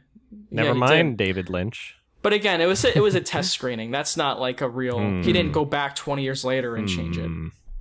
All right. But the guy's got more artistic there are countless integrity versions than of every movie. George Lucas. Yeah. Like, we can't expect to see every cut. Yeah, exactly. Think of all those cuts of Holy Mountain before we got the final one. Yeah. All right. If anybody listening does not want to be spoiled for Death Proof, Quentin Tarantino film from 2007, watch it before the next episode in 2 weeks from now. There's two different versions. Watch whichever one you want, I guess. The Grindhouse version is basically two movies together with some fake trailers in between.